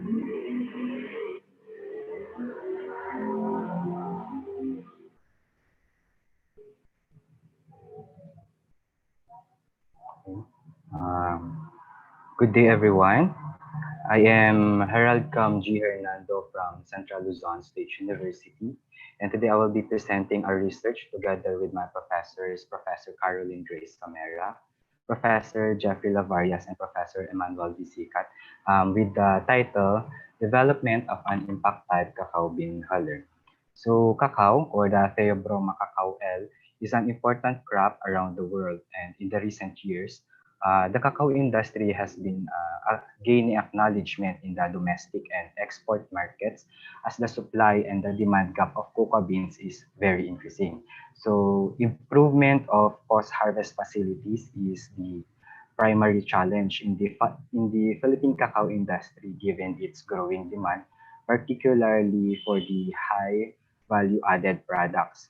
So the products that have undergone value-adding process are more valued. So per industry estimate, the value of cacao beans increases 4 times when converted to tableya and increases 8 times when converted to chocolate. So this entails that in order to gain higher profitability, producers must value add their products instead of settling into wet and dried beans alone. For the cacao advantage, considering the competitive advantage of cacao in the Philippines, in which the Davao region contributes 80% of the national cacao production in 2015, and the rest of Mindanao contributes 10%, while 4% is shared by Cagayan Valley, and the remaining 86% is being shared by other Luzon and Visayas regions. So Philippine cacao production at present is about 10 to 12,000 metric tons. And with the increasing trend in the demand of cacao byproducts such as the cacao nibs, cacao powder, cacao butter, local farmers and traders will have the opportunity in the global market for both domestic and local or domestic and foreign consumption. So Philippines is among the countries with competitive advantage in cacao production due to its strategic location and climatic condition. So the country still imports the cocoa products such as the chocolate, cocoa powder, the cocoa nibs, and cocoa butter. For the objectives, why do we develop? On cacao production and management, majority of the local farmers and cacao traders do not go beyond selling beans in the market due to high investment. So cacao farmers and traders are still using the conventional way of cracking and winnowing the roasted cacao beans to produce the leaves. So cracking the cacao beans is carried out to produce using a roller pin that is mostly used in bakeries, and also winnowing the cracked cacao beans is accomplished by tossing the beans and shells up into the air on a windy day using a winnowing basket, also known as bilao. So as a result, most local farmers and traders are not able to produce enough nibs to supply the local chocolate manufacturers. So this study was conceptualized to address the problem in the cacao industry in cracking and winnowing operations. So it aimed to combine the cracking and winnowing operations in one processing operation. Mechanization is necessary in the post-harvest process of cacao bean in order to reduce the time and labor requirement needed in the hulling operation. And considering the existing machines in the industry in which two operations, the cracking and winnowing, they are separated. So also, the existing designs of cacao hulling machines uses multiple contacts to the beans, including roller types, screw types, serrated cone types, and that will cause more breakage, thus it will develop more dust and smaller particles in the operation, which decreases the recovery of leaves. So moving to the methodology, preparation of samples, locally available dried cacao beans were used as samples for testing and evaluation of the machine. Also, a stainless frying pan, which is a food grade material, was used to roast the cacao beans until the beans started to crack and the outer shell became darker in color. And the moisture content of the roasted cacao beans was also recorded, not longer an hour to be fed into the impact type cacao bean huller due to cooling that may also lead to absorbing the moisture. For the fabrication of the machine, the proposed mechanical cacao bean huller was fabricated by a certified agricultural machinery manufacturer in accordance to the approved drawings and design specifications. Also, locally available materials were used in the fabrication of the machine. And the machine underwent preliminary testing to determine if the machine worked according to the design purpose and if it satisfied the set criteria to assess the working conditions and possible operation faults of each component. There's also a visual observations to assess the safety, the proper alignment, and the actual clearance that may affect the operation of the machine. Also, the final testing was conducted after the machine was desirable for its intended function and ready for performance evaluation. For the collecting of data, during the test and evaluation, the following data were gathered for analysis and determination of the performance parameters of the machine. We have here the moisture content, the initial and final weight, the weight of large nib, the duration of test, noise level, speed of rotating components, air velocity, and power consumption. The statistical analysis, so the cacao huller was subjected to three varying tangential velocities in cracking mechanism, specifically at 40, 47, and 54 meters per second, and with 3 different volumes of air in winnowing mechanisms with 41, 45, and 49 cubic meter per hour. So it was replicated 3 times, and each experimental unit uses 3 kilogram of roasted cacao beans. So the data gathered were arranged in CRD 2 factorial and comparison among means using statistical tool for agricultural research software or the STAR software. The analysis of variance was also computed using the STAR software, and comparison among means was done to parameter means with significant effects. So we have here the cacao bean huller. The impact type cacao bean hulling machine is composed of a hopper, impeller type cracking component, winnowing component with aspirator and a cyclone, and that separates the cacao nibs to hulls and other impurities transmissions system also that consists of the belts and pulleys, which was coupled to the main shaft powered by an electric motor, the nib and hull discharge, and the support frame. For the operation of the machine, from roasted cacao beans, it will be fed to the hopper. Then an impeller type cracking chamber receives the input material and is then passed to the aspirator with a cyclone type vacuum, which separates the cracked beans to its hulls. So the cacao hulls are then collected in the cyclone, while the cacao nibs are then collected with a pail supported by an inclined nib collector or inclined nib outlet. The machine can be operated continuously by one person. For the performance evaluation, statistical analysis showed that for tangential velocity of the cracking mechanism, it significantly affected all the parameters except for purity of nibs and noise level. So this includes the input capacity, the hulling capacity, hulling efficiency, nib recovery, large nib recovery, and the power consumption. For the winnowing mechanism, statistical analysis revealed that the volume of air significantly affected the hulling efficiency, the nib recovery, the large nib recovery, and the purity of nibs.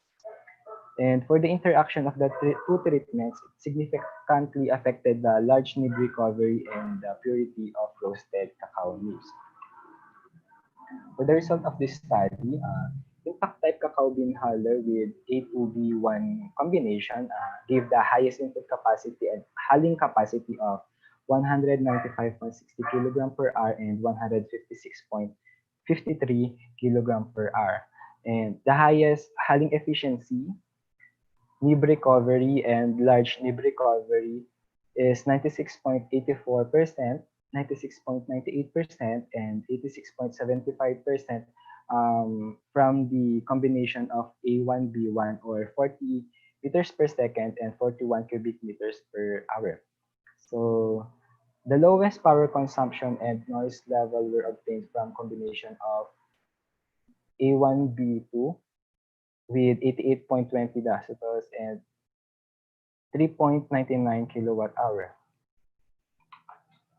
For the cost analysis, the investment cost of the machine was 100,000 and the total operating cost annually was 97,285, considering the fixed cost and the variable cost, assuming that the machine operates into an input capacity of 168 kilogram per hour for 720 hours per year. The projected annual weight of crops to be processed was 120,960 kilograms. So with that, the machine was considered for custom hiring and operated at fixed annual cost of 17,625 and variable cost of 79,660. So the custom rate of 4.2 pesos per kilogram was computed from the conventional way of winnowing of 3 persons in a day paid at 350 pesos per person, and processed cacao beans with 250 kilograms daily. So based on the computed custom rate, it was calculated that the break-even weights of the hulling machine was 4,977 kilogram, And the payback period of the machine was computed to be 0.24 or 3 months. And this indicates that the investment cost can be recovered in a very short period of time.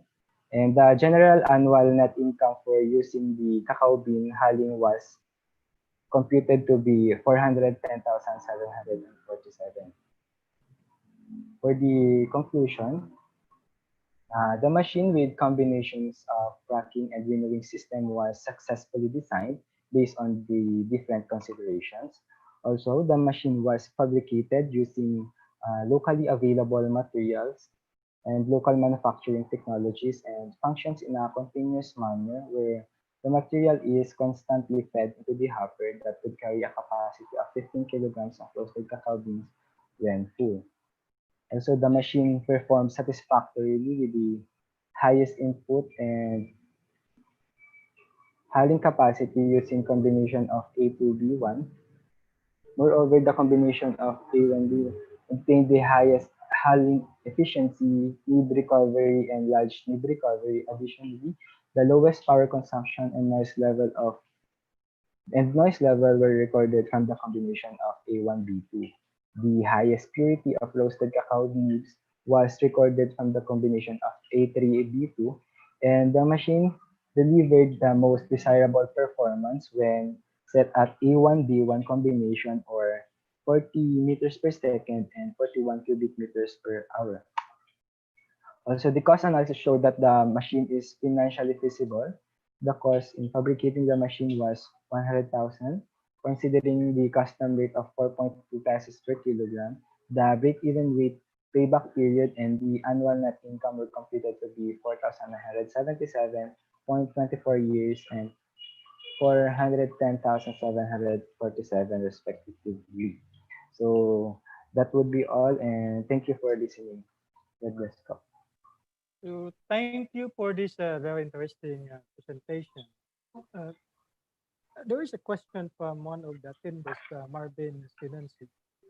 His question is, what is the difference of your machine to the existing cacao huller?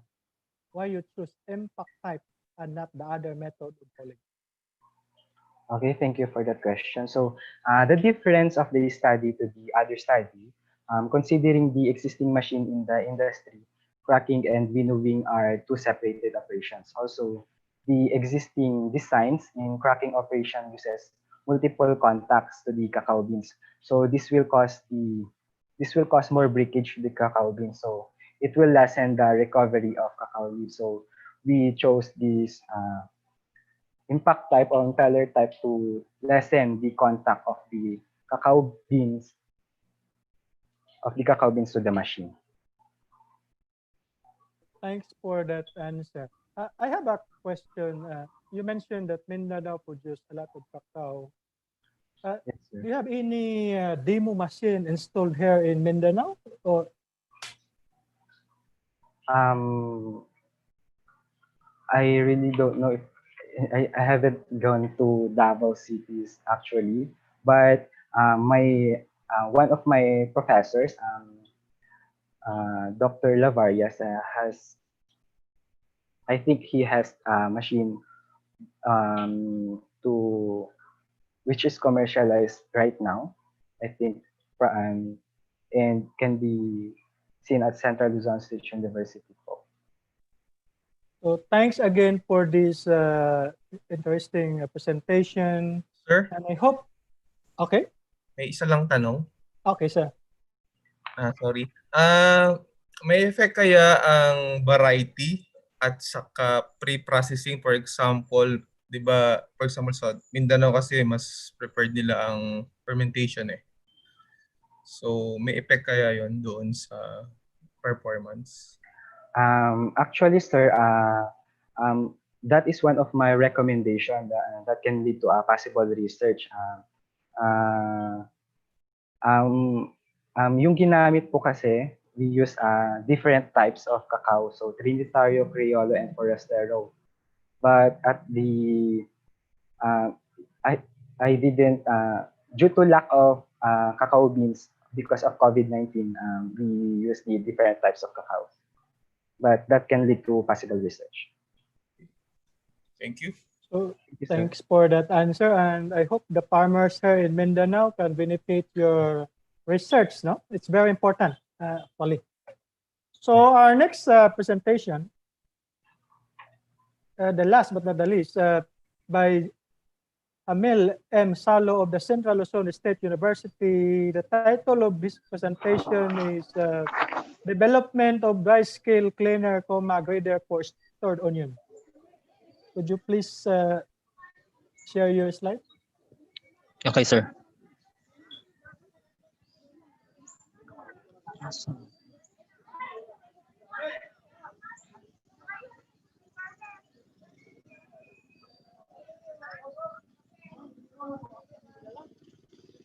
Nakita na po ba, sir? Wala pa. Could you? Okay po. Wait lang po.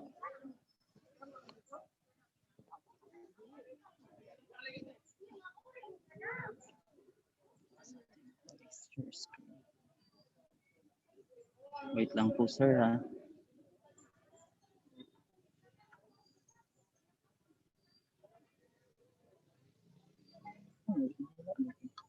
Share document.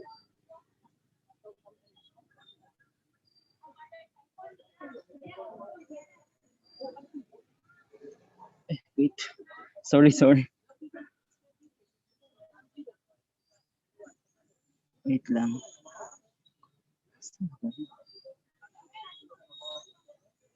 Sorry.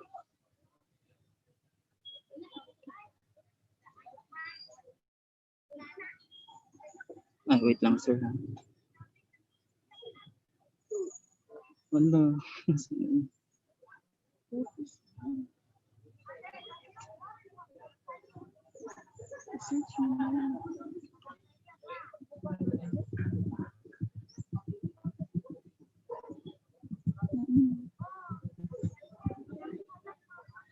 Sir, I have a few technical problem here, sir.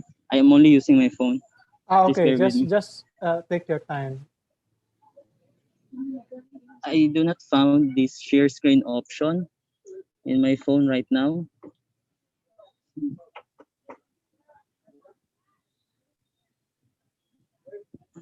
Where is it?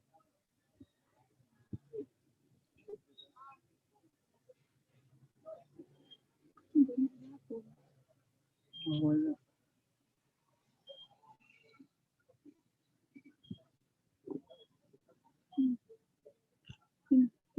Hindi na.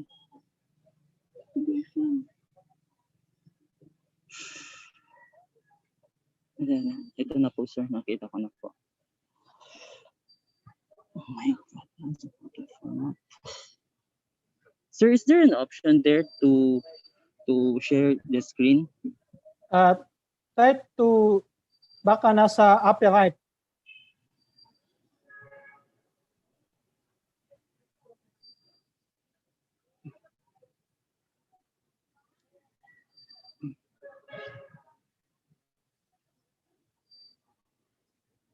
Wala, hindi ko po kasi makita ngayon, sir, eh.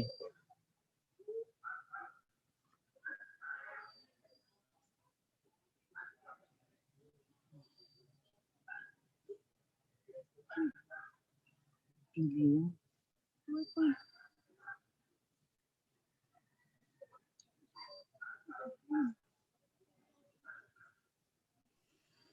Tingnan mo sa baka nasa upper right portion. Yung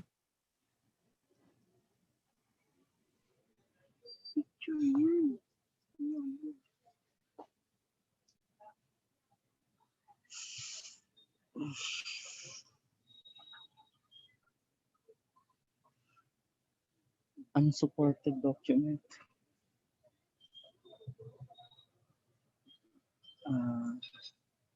Wait lang po, sir. PDF lang daw po kasi yung pwede, sir, eh. maybe you can, if, pwede naman, no? If we have no other option, no? Try to share the PDF. Oh my God. Ang problema po kasi wala po akong PDF format ngayon, sir, with me. Ano ba ito?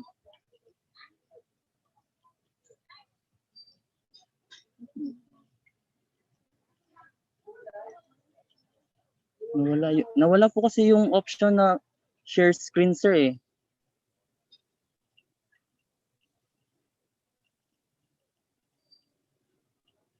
Could you convert that to PDF? Okay, sir. Sorry for the inconvenience po.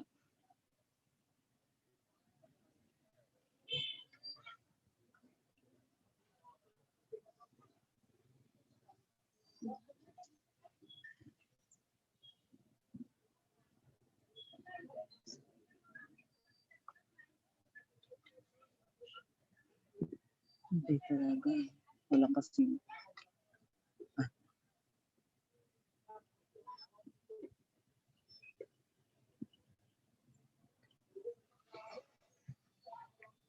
Converting pa po, sir.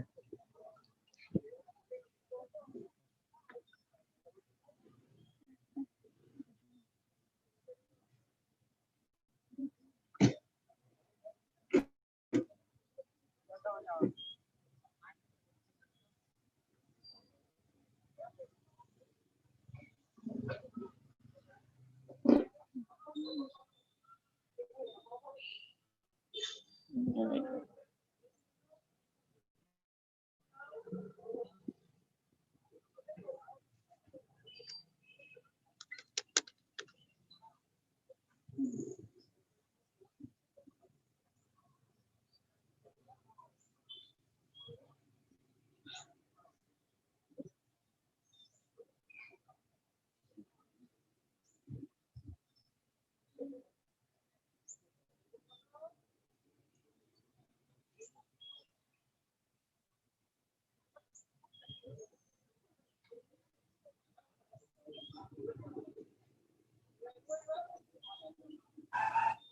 While waiting for the presentation of Mr. Salo, just an announcement. We have presentation tomorrow, no? Friday, 11th of December. The semiconductor materials and electronics. So the plenary speaker is Dr. Jocelyn Villaverde.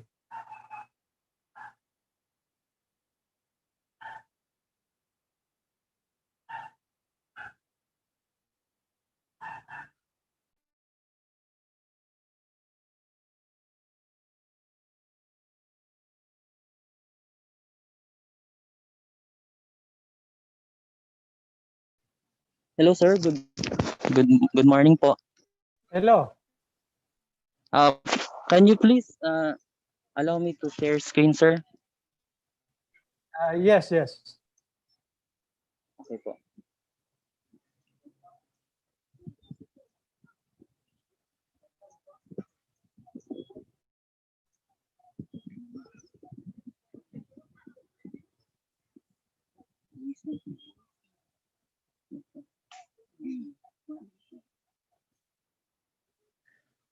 Reason. Wala pala siya.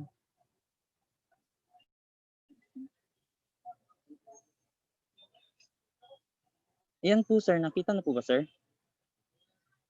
Wala pa po.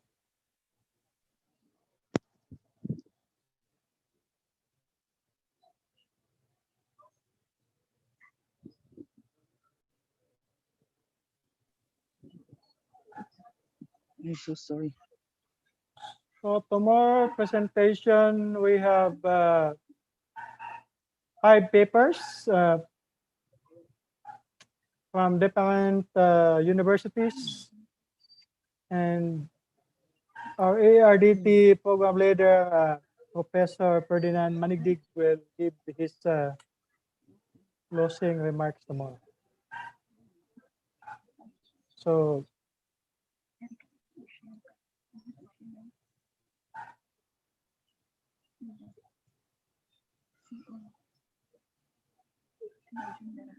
the plenary speaker for the semiconductor materials and electronics, the speaker is a professor from the Mapua University, and he got his PhD from Chongyuan Christian University from Taiwan.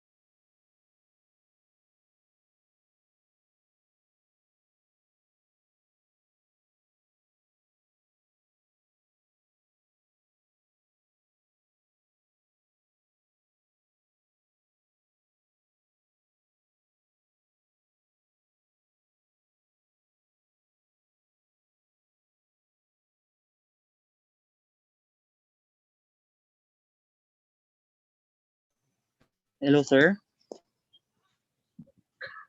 Hello? Hello. Sir, it says you cannot start screen sharing while the other participants is sharing daw po. You can Now try. you can.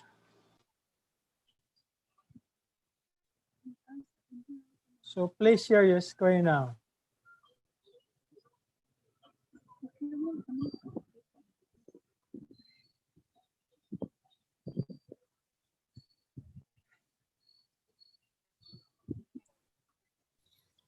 Sir Salo, Yes ah, po. ito may email mo daw kay doon sa ano nakalagay doon sa chat. Kami na lang Okay ang po. mag-share. Sige po, sige po. Much better. Thank you.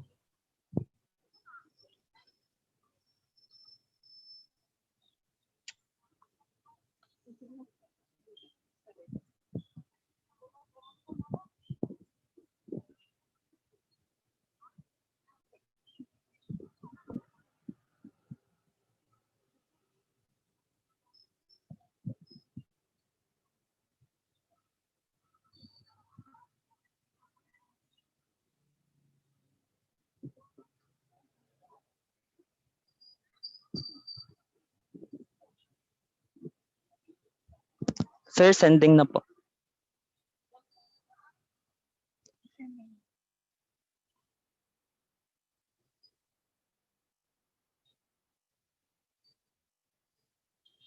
So we're thankful for the ERDT for supporting this national conference.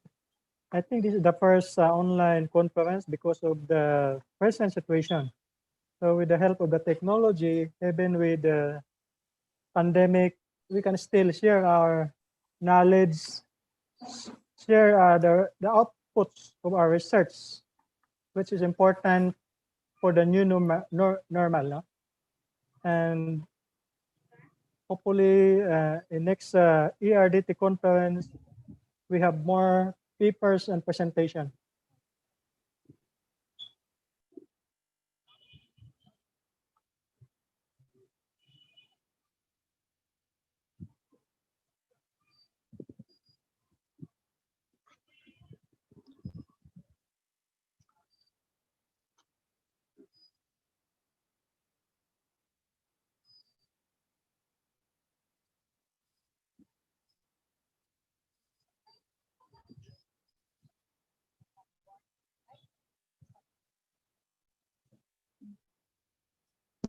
Hello. Hello, sir. Hello? Yes po, na-receive na po ba?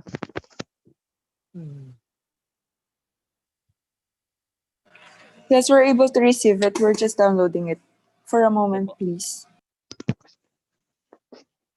My apology for the inconvenience po.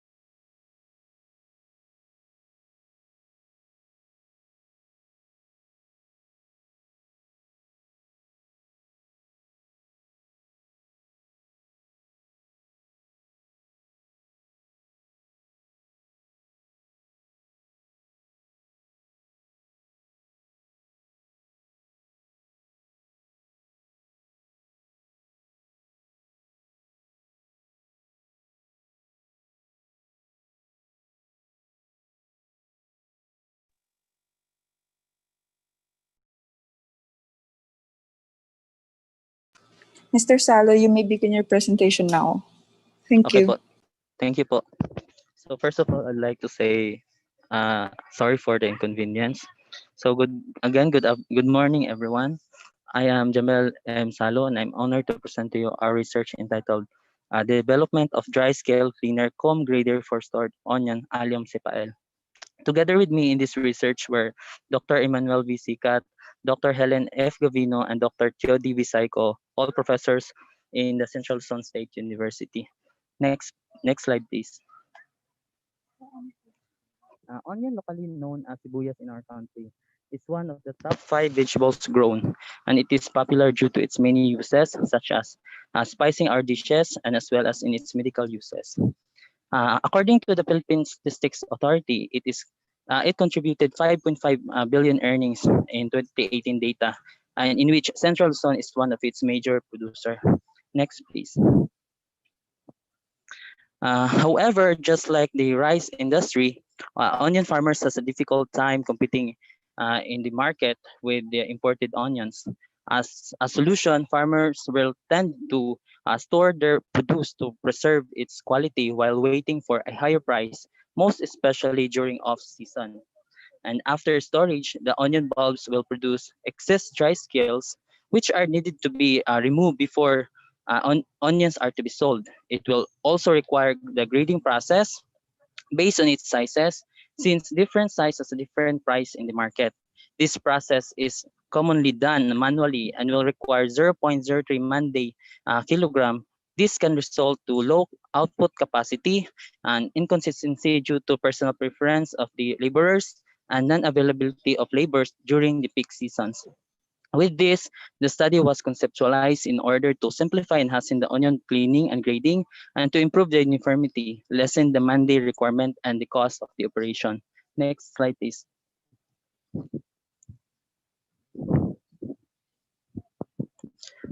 The machine was designed to perform cleaning by removing excess dry scales due to storage and remaining 1 to 2 intact scales on the bulb, as well as to perform grading according to its size. The machine, as displayed on the screen, was designed to have 5 major parts. Next, please. These are the hopper, transmission assembly, cleaning assembly, grading assembly, and the frame. It was designed based on the following considerations. Number on the right, it must be powered by a half horsepower electric motor. The hopper maximum loading capacity is 25 kilograms, and the minimum overall capacity is 300 kilograms per hour. The overall efficiency is 70%, and the maximum mechanically damaged onion bulb is 3%. The maximum noise emitted by the machine is 92 decibels, and also the machine must remain intact dry scales, and if not or peeled, the onions are considered mechanically damaged. In grading, the machine must be graded according to PAIS 14 2004, where small for red onion bulbs is 15 to 30 millimeters, medium is 31 to 50 millimeters, and large is 51 to 80 millimeters. It was in the PAIS, and it was designed to be operated by 3 persons for loading and bagging purposes. Next slide, please. During the evaluation of the machine, samples were used were red onion bulbs with Super Pinoy variety brought in the storage facility. The sample size for each trials was composed of 10 kilograms, which were randomly selected considering that there were no rotten bulbs were included, and so that it will not affect the performance in terms of the mechanically damage. Next, please. The machine was subjected into 3 different speed combinations in cleaning and grading assembly, namely treatment 1, which is 53 RPM for cleaning, 13 RPM for grading. Treatment 2 is 16 RPM and 15 RPM, and treatment 3 is 7 to 1 RPM and 17 RPM for cleaning and grading respectively. Each trials was replicated 3 times and evaluated based on the setup according to the completely randomized designs or CRD with single factorial. Next slide, please. The machine was evaluated based on the capacity, efficiency, mechanically damage, and power consumption, and also for the noise level. Its economic performance was evaluated based on the unit cost of the operation, break-even cost, and the payback period. In order to determine these parameters, data such as for the initial weight, operating time, impurities left, and remove weight in each outlet chutes, weight of correct grades, weight of correctly graded, weight of the mechanically damaged, power consumption, noise emitted was gathered before, during, and after the evaluation. Next slide, please. During the statistical analysis on the performance of the machine, analysis of variance was, or ANOVA, was used to indicate statistical significance among treatments. Post hoc test using Fisher's less significant difference, or LSD, was also conducted to test which speed variation shows significant result. Finally, in order to determine the desirable machine setup, a simple rating system was used. The machine performance in 3 speed variations were rated in scale of 1 to 3, and 1 being the highest and 3 being the lowest, based on the results on the statistical analysis. The ratings were average, and the result that is closer to 1 was the desirable setup of the machine. Next slide, please. Displayed on the screen is the fabricated dry scale cleaner comb grader for stored onion bulbs. Next, please. And it has its labeled major parts.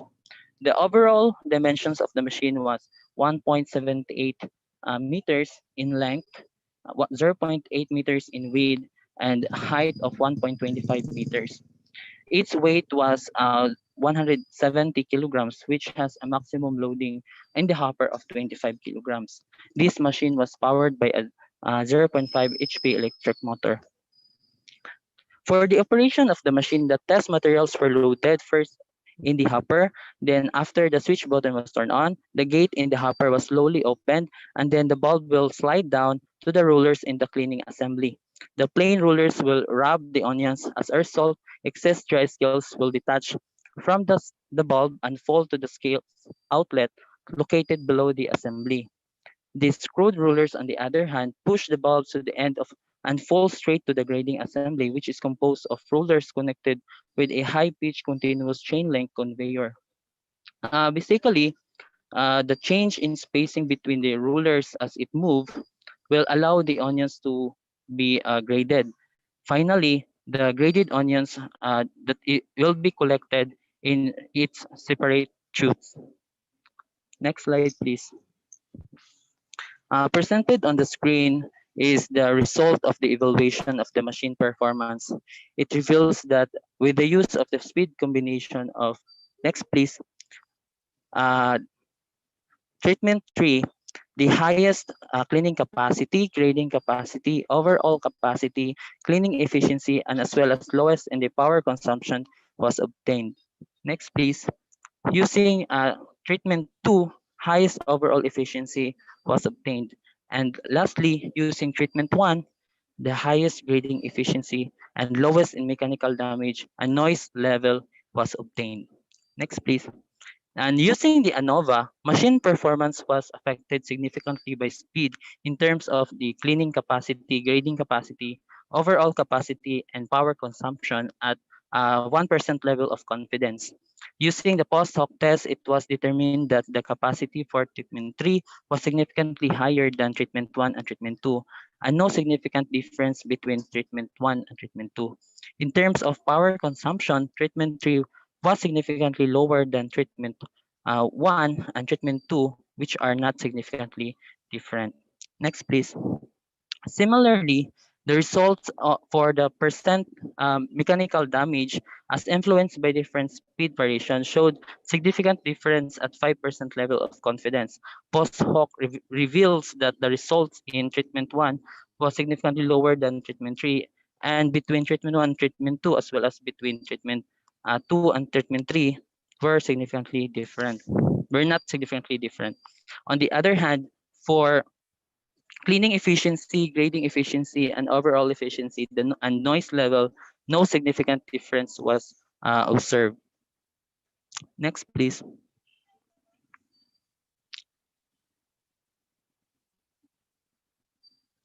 And for the economic performance of the machine, with a total cost of 125,000 pesos, the unit cost of operating the machine was 196.22 per hour, or it is equivalent to 0.40 per kilogram.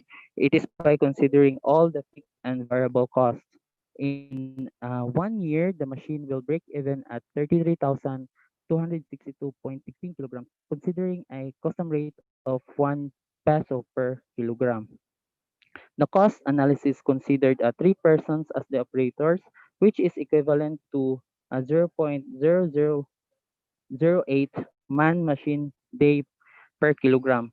This result is very comparable to the 0.03 man day per kilogram for the manual operation. Next, please. On the table on the screen presented, it is the rating in determining the best setup of the machine for each parameters, considering the results in the statistical analysis. Results revealed that satisfactory machine performance was expected when the speed combination is uh, next please 71 RPM and 17 RPM, which is with a score of 1.8, which is closer to 1. Next, please.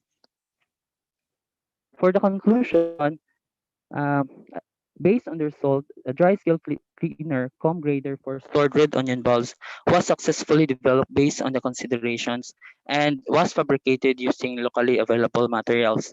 The machine showed satisfactory performance in all the parameters when it is set up to 71 RPM in cleaning and 17 RPM in grading. And ownership of the machine should be by group of farmers, and an individual ownership can also be an option. However, it should be subjected for a custom service. Next, please. So that's all for my presentation. I'd like to end this presentation by saying, by expressing my gratitude to my research committee and all the members of the ERDT consortium for giving me this opportunity. Thank you so much. So thanks for this presentation. I have a question. Ilang taon ang possible ang return of investment, no? Since we're talking that it should operate, no, because you want to the stored onion, then you have to remove the dry scale. So yes, sir.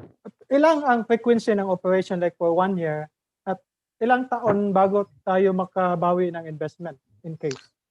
Based on this economic analysis, sir, the machine will break even at 33,262.16, and that will be the break even point na dapat po ay makuha niya within the year, or else the use of the machine will be expensive, since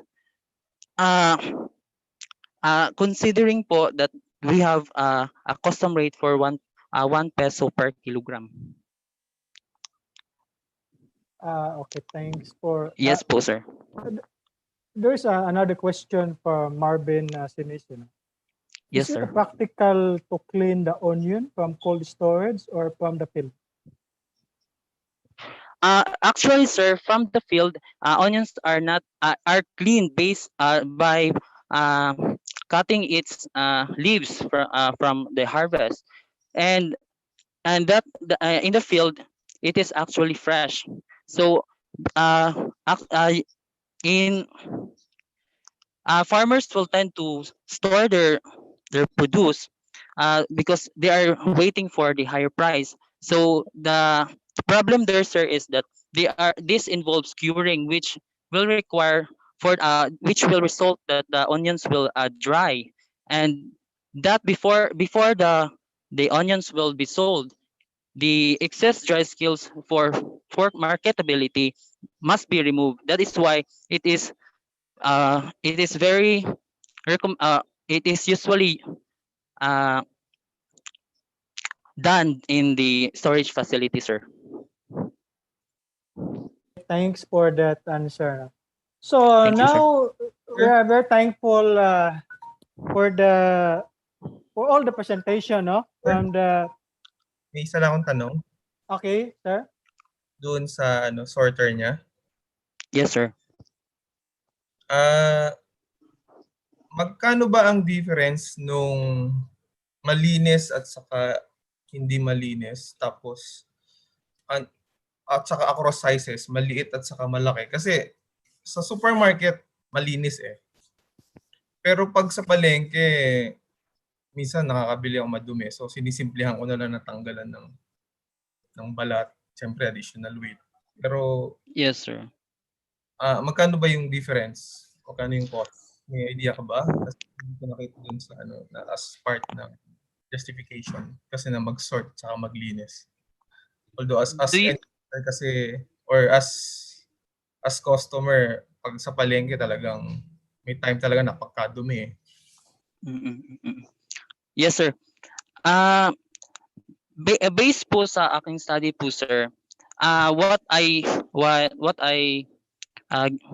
give importance is that ang clean po, sir, ay dapat which it should have 1 to 2 in 2 to 3 intact dry scales. Kasi po, sir, that intact dry scales will ay patataasin pa po niya yung dormancy ng ating onions. Now, ang sinasabi niyo po, sir, na may most ng mga nagtitinda ay may madumi. Ayun po yung, sir, yung pinapractice po ng iba na after po nilang ma-store ay binibili ng mga traders ng hindi naka-clean and hindi din po naka-sort. That will incur it will incur losses. So that is why the trader din po ay binibenta din po ng bultuhan. So that will also incur. So that is the essence po ng ang ginamit ko sa aking study. Pero may idea ka ba sa price difference kung malinis at malaki? Ay, malinis at madumi? Ay, based po sa market po, sir, nagpapalit-palit po kasi yung mayroon po kasi fluctuations in the price. Kaya hindi ko po siya masyadong alam. Pero sa pagkakaalam ko lang po, sir, ay ang ginagawa po nila, sir, ay parang may nililes lang po sila kapag binibenta nila ng madumi pa. Okay. Okay po, sir. So thank you for that answer and the discussion. Any more questions from the attendees?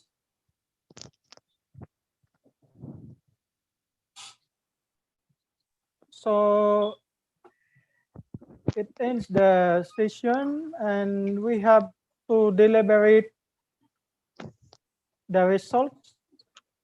And for the awarding, it will be announced by our session chair, Dr. Fajardo. So we have to wait for the deliberation. Okay, sir. Based dito sa Google Sheet natin, so ang highest score ay yung unang presentation. Tama po ba, Secretariat?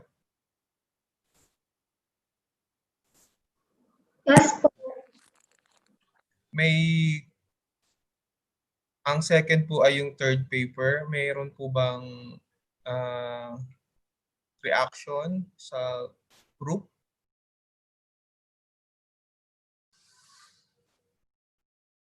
O okay na tayo doon sa finals? So, okay. Any comment from the panelists?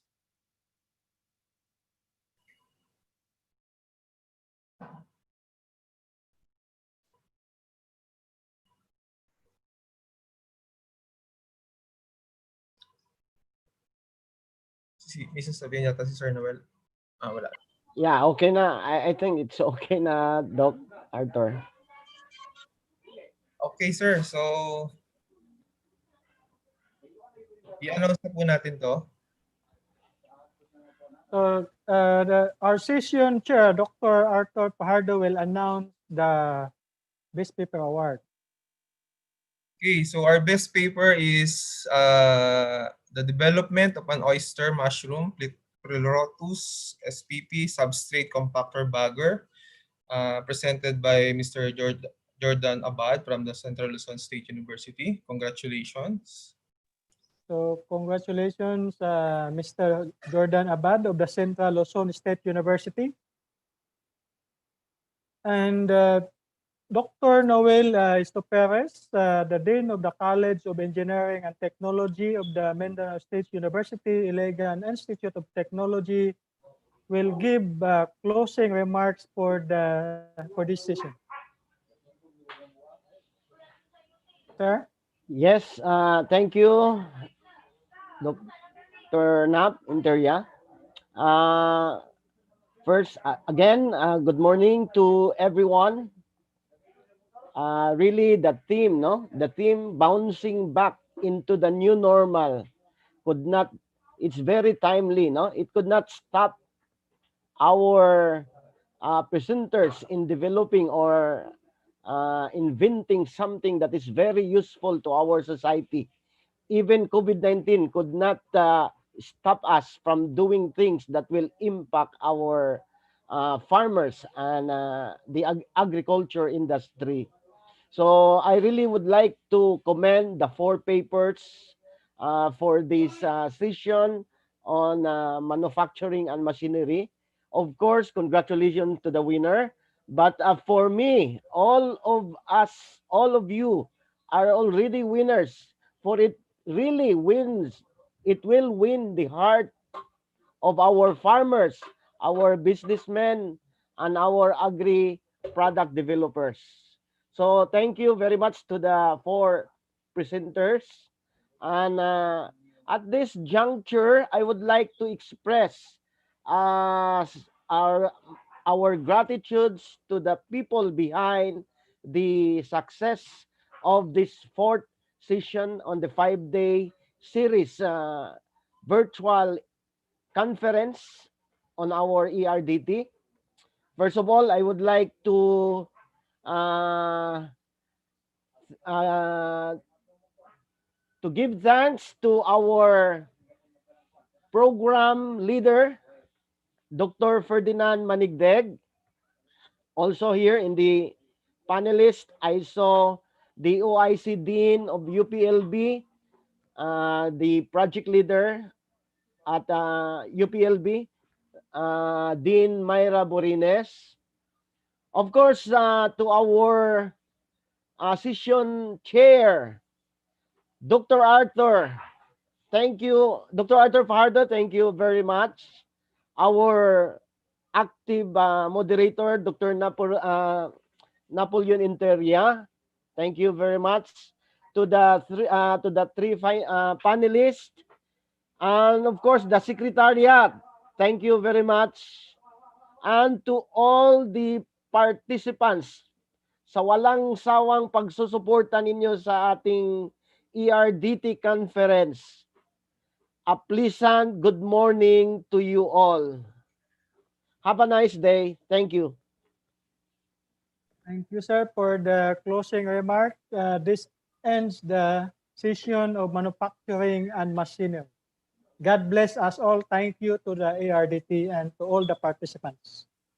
Thank you.